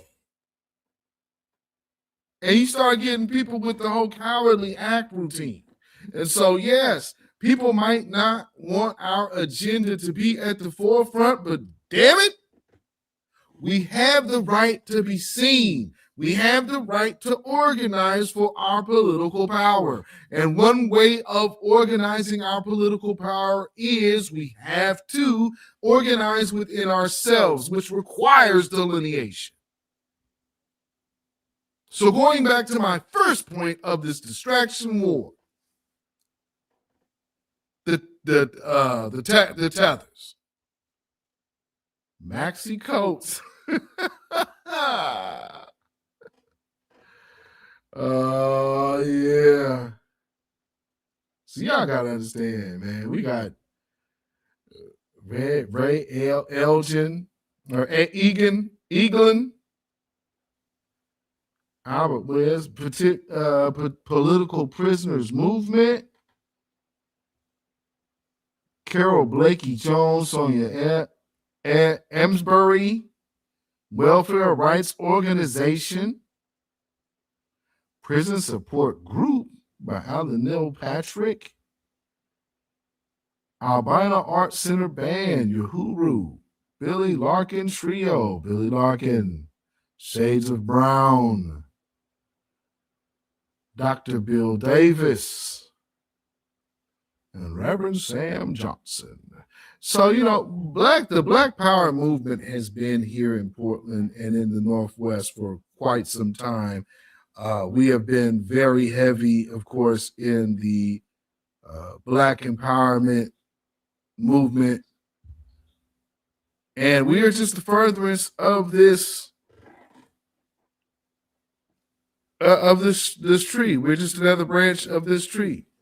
And we're bearing fruit right now that everybody is upset that they have to sit up here and worry about what Black America is talking about. They have to worry about our demands. Oh my God, these blacks and their demands. Yes, you do have to worry about that. And rightfully so. Rightfully so. I never did play the Jasmine Crockett video, did I? Because that's when the sound messed up, huh? So I wasn't even able to get through Jasmine Crockett and her whiny tears. So let me double back before we go. And let me just play this video for y'all because I found this to be quite hilarious. And again, for everybody who's out here pumping this woman like Sister Girl is really for the Black folks. No, she's not. And there's a whole Black man that got killed by an ICE agent who was off duty. But here we are. We got her up here crying on the scene. So she had to save it until she got in the session, and then she turned on the waterworks. Come on, man. It is so hard to sit here sometimes because I didn't come to Congress Come on, man. to write laws or to do things that are hurting people. I'm just asking if there's any decency or heart or courage on that side of the aisle. Oh, Judah, boy, don't you know? I wish I had the my old clip. I need to bring that back. My old what's that boy name? Killer Kyle. What's that boy name? When he up there crying on the stairs. He's over there. Over there.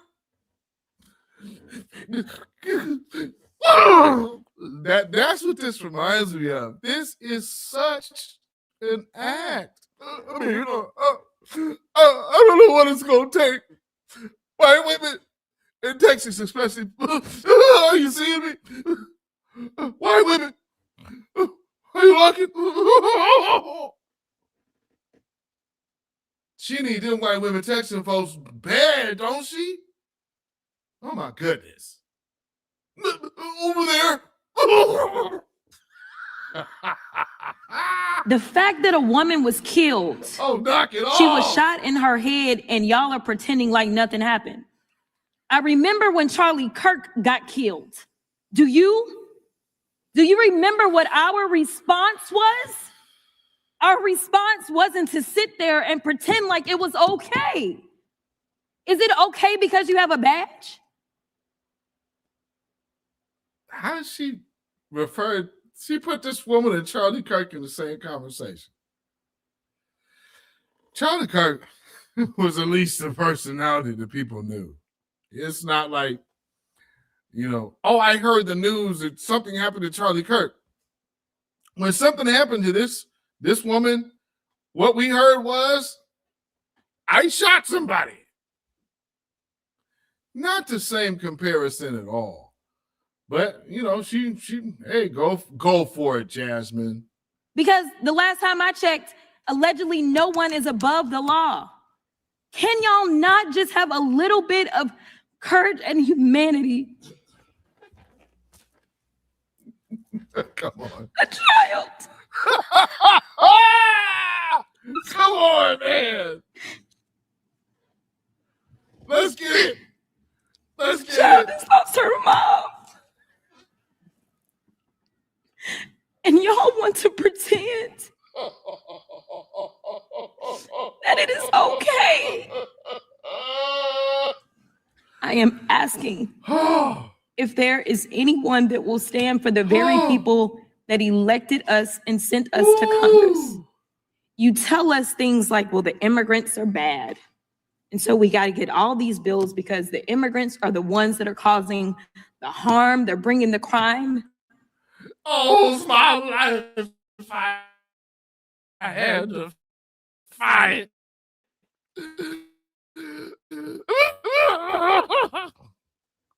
What the hell? Never forget. She's a drama major as well.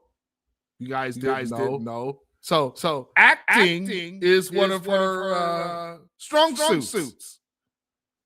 So if you are unaware, and you know what's funny too? She comes in with the somber, kind of the somber tone. She's toned it down. She got the glasses on. Don't think for a minute, family. The modest look with the tears. This is by design, folks. This is fantastic. This is political acting on 1,000, man. The mayor of Minneapolis told y'all to get the fuck out. Yeah, y'all are the ones.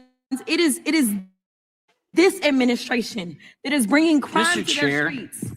That's what's happening. It's the third incident where somebody has dropped an F-bomb in this committee, including a video. I'm sorry. Including a Are video your that we had to watch earlier. Are your princess ears okay? Is it profanity? The princess ears House of Representatives. The committee. Are you House of Representatives? The gentlelady. Are we offending your princess ears? Are they that soft? All members will. Maybe some of the kids out there. What is she doing? Killing them. Are they that soft? Representative. The fact that The House of Representatives. The committee. about the fact that Are you House soft? of Representatives. The gentlelady. Okay. Is it profanity? The committee's ears. House of Representatives. The committee. about the fact that Are you House soft? of Representatives. The gentlelady. Are we offending your princess ears? Are they that soft? All members will. Maybe some of the kids out there. Mr. Chairman, it is the gentlelady. You're killing them. Kids.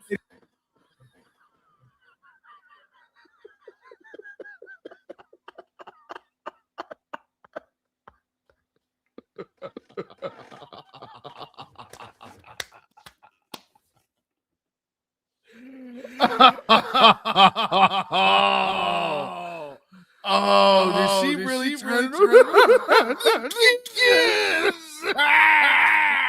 Make sure you get your abortions. Oh my God. The hypocrisy, man. This is outrageous, man. Oh man. Oh goodness. Whew. Oh, that's a closer right there. Boy, I tell you, that's a closer if ever was one. And so, family, in closing,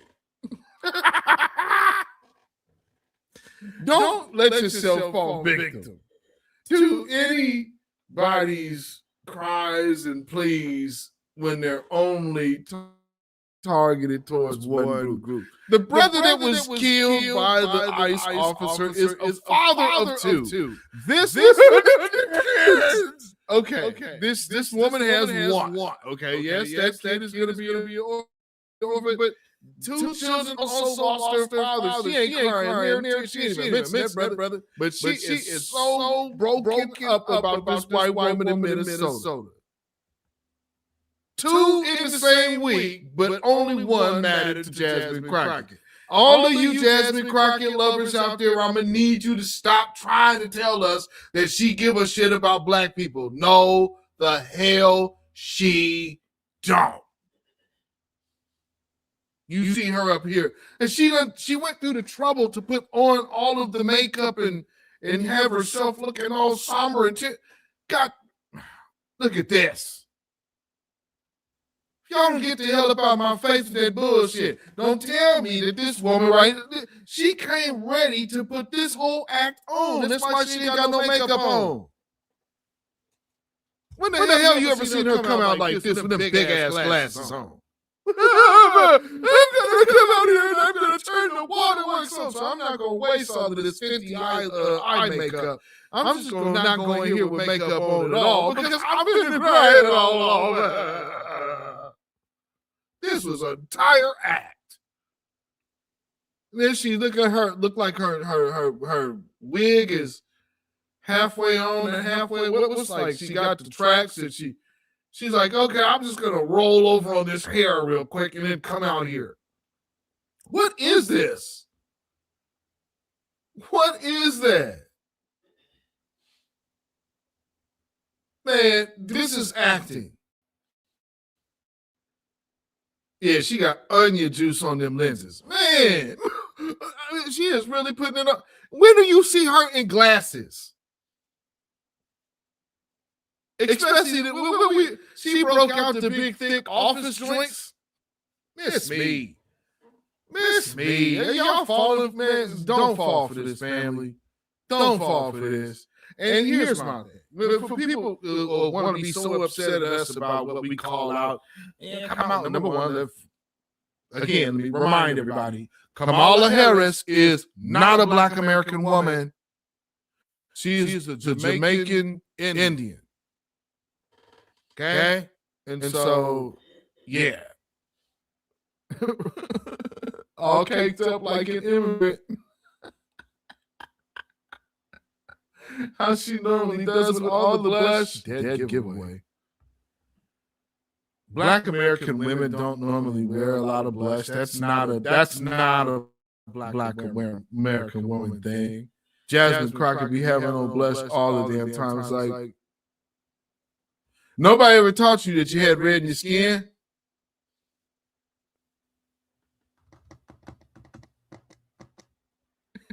She looked like peppermint patty homegirl, just a chocolate version.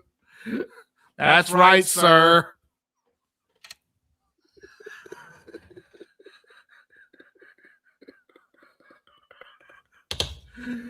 Oh man, shoot, family, we have had a good one today. I knew this would be kind of a longer one because it's been a minute. It's the first one of the year. And I've missed chopping it up with y'all. So we have been up here for man, we pushing on 4 hours, man. We finna get ready to wrap it up. But one thing I want everybody to go and leave away with this broadcast today with,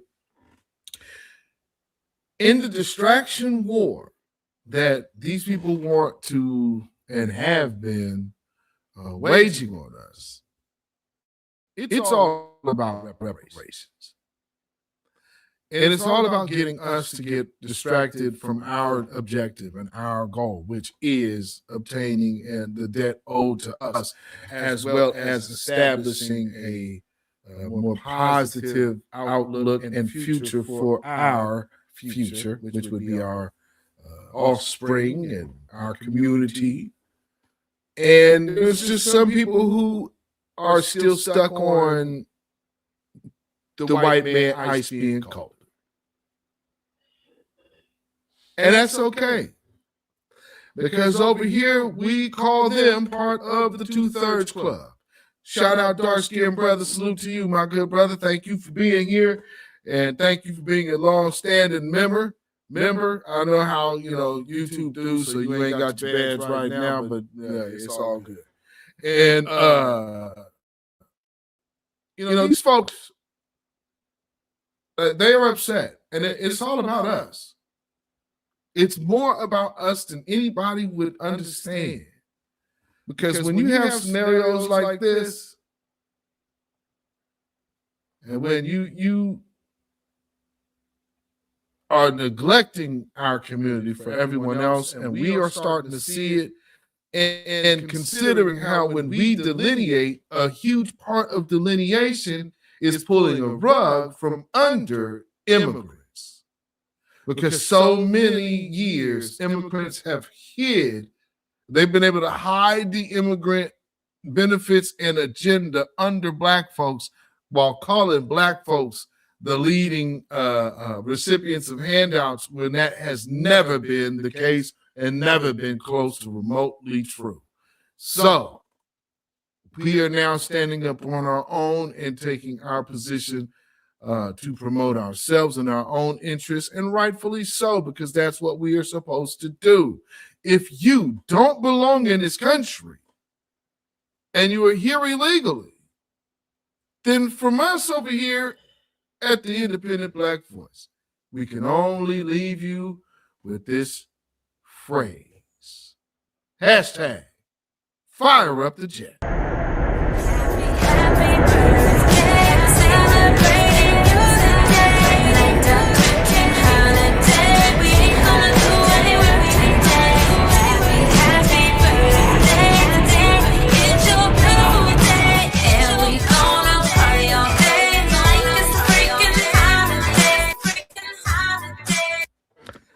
Yes, indeed. So always understand that when these people are coming into our midst, trying to sell us on this and that, we need to be worried about ICE and all of this. What we need to be worried about is the things that are coming towards us, like the brother being shot by this off-duty overseas cop, and which tells you that their main objective is not our community, at least not right now, but this racist bastard that is part of this ICE thing. You know, you have to be on the lookout for that. So you took your opportunity to gun down a brother just because he was sworn in. So we have to be mindful of devils like that and understand that that's the situation we are in. And that is another reason for reparations. If you don't understand the fact that you need to be looking at repairing the people that you harmed, well, always remember, pride goeth before destruction. And so what the children of the righteous Most High have to tell you is Babylon is fallen. Babylon is fallen. Let it fall and let us rise. Can you dig it? Yes, indeed. The next time the devil come up, you do this. Teach your man how to squabble. Teach your man how to squabble. Get that trigger next time, nigga. Get that trigger next time, nigga. And I'm sure there's some sniveling coming out there saying, hey, man. Toby be good nigga for massa. Toby be good nigga for massa. Good nigga. Buck dancing, shuffling, scratching, dancing, shuffling, Negro. And so for all of you that are still of that mindset and say, hey, y'all black folks need to stop complaining to white people. Well, let me tell you, I speak for myself. I speak for the independent black voice. Those of you in the chat. And those of you in the replay game. And the black grassroots. And of course, the voices of New Black Media. I'm sure I speak for all parties involved when we proudly dedicate this song to you. Get up off of the cocaine, get up off of that crack, get yourself together and get your mind back. Yes, indeed, ladies and gentlemen. You can follow me on Facebook, Instagram, and Twitter at beatzillapdx. You can email me at ourrealtruth@gmail.com. And if you feel so inclined to put some money in the bucket, you can do so by donation at CashApp, $beatzillapdx. And we also have we also have PayPal, which is Zilla Muzak. That's ZILLAMUZAK at PayPal. And special shout out to Faith Speaks Life. Thank you so much for the Cash App donation. I appreciate you. Another shout out to Antithesis. Shout out our good sister Black Spider. Thank everybody for tuning in. I believe somebody, who else? What am I looking at here? Who else? John Hancock earlier, yes indeed, and Church of Black Power has been a member for 14 months. Salute to all of y'all. I appreciate each and every one of you. Make sure you tune into our brother, the Church of Black Power tomorrow for your good Sunday service. And with that, I think we are about out of here, aren't we? Yes, indeed.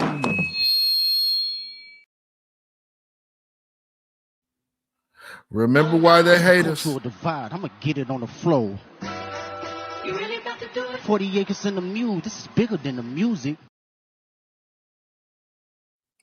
Hashtag hands off our reparations. You have no rights here.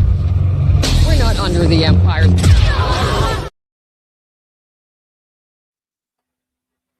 Yes, indeed. Family, make sure you keep your 3 smooth stones at the ready and your slingshot nearby. Stay black. Stay vigilant. Stay alive. Black first. Black first. Black first. Shalom, y'all. Have a blessed weekend and week. When you know who Satan is, yes, sir, you don't have to kill him. No. The stone of truth. Yes. See, that's what you throw. Yes, right. Allah says, had we wished to take a pastime from before, surely we would have done it. Nay, we cast truth at falsehood till we knock out its brains. Every one of you that knows the truth, stand up and tell it from the mountaintop. Black people can't take it no more. So wherever you are on the job, in the factory, I don't care where you are. If you know the truth, stand up on the truth and tell Satan, who the hell are you to try and pick my friends? Farrakhan is God's man, and you are from the enemy of God. So to hell with you. Stand up on it like a man.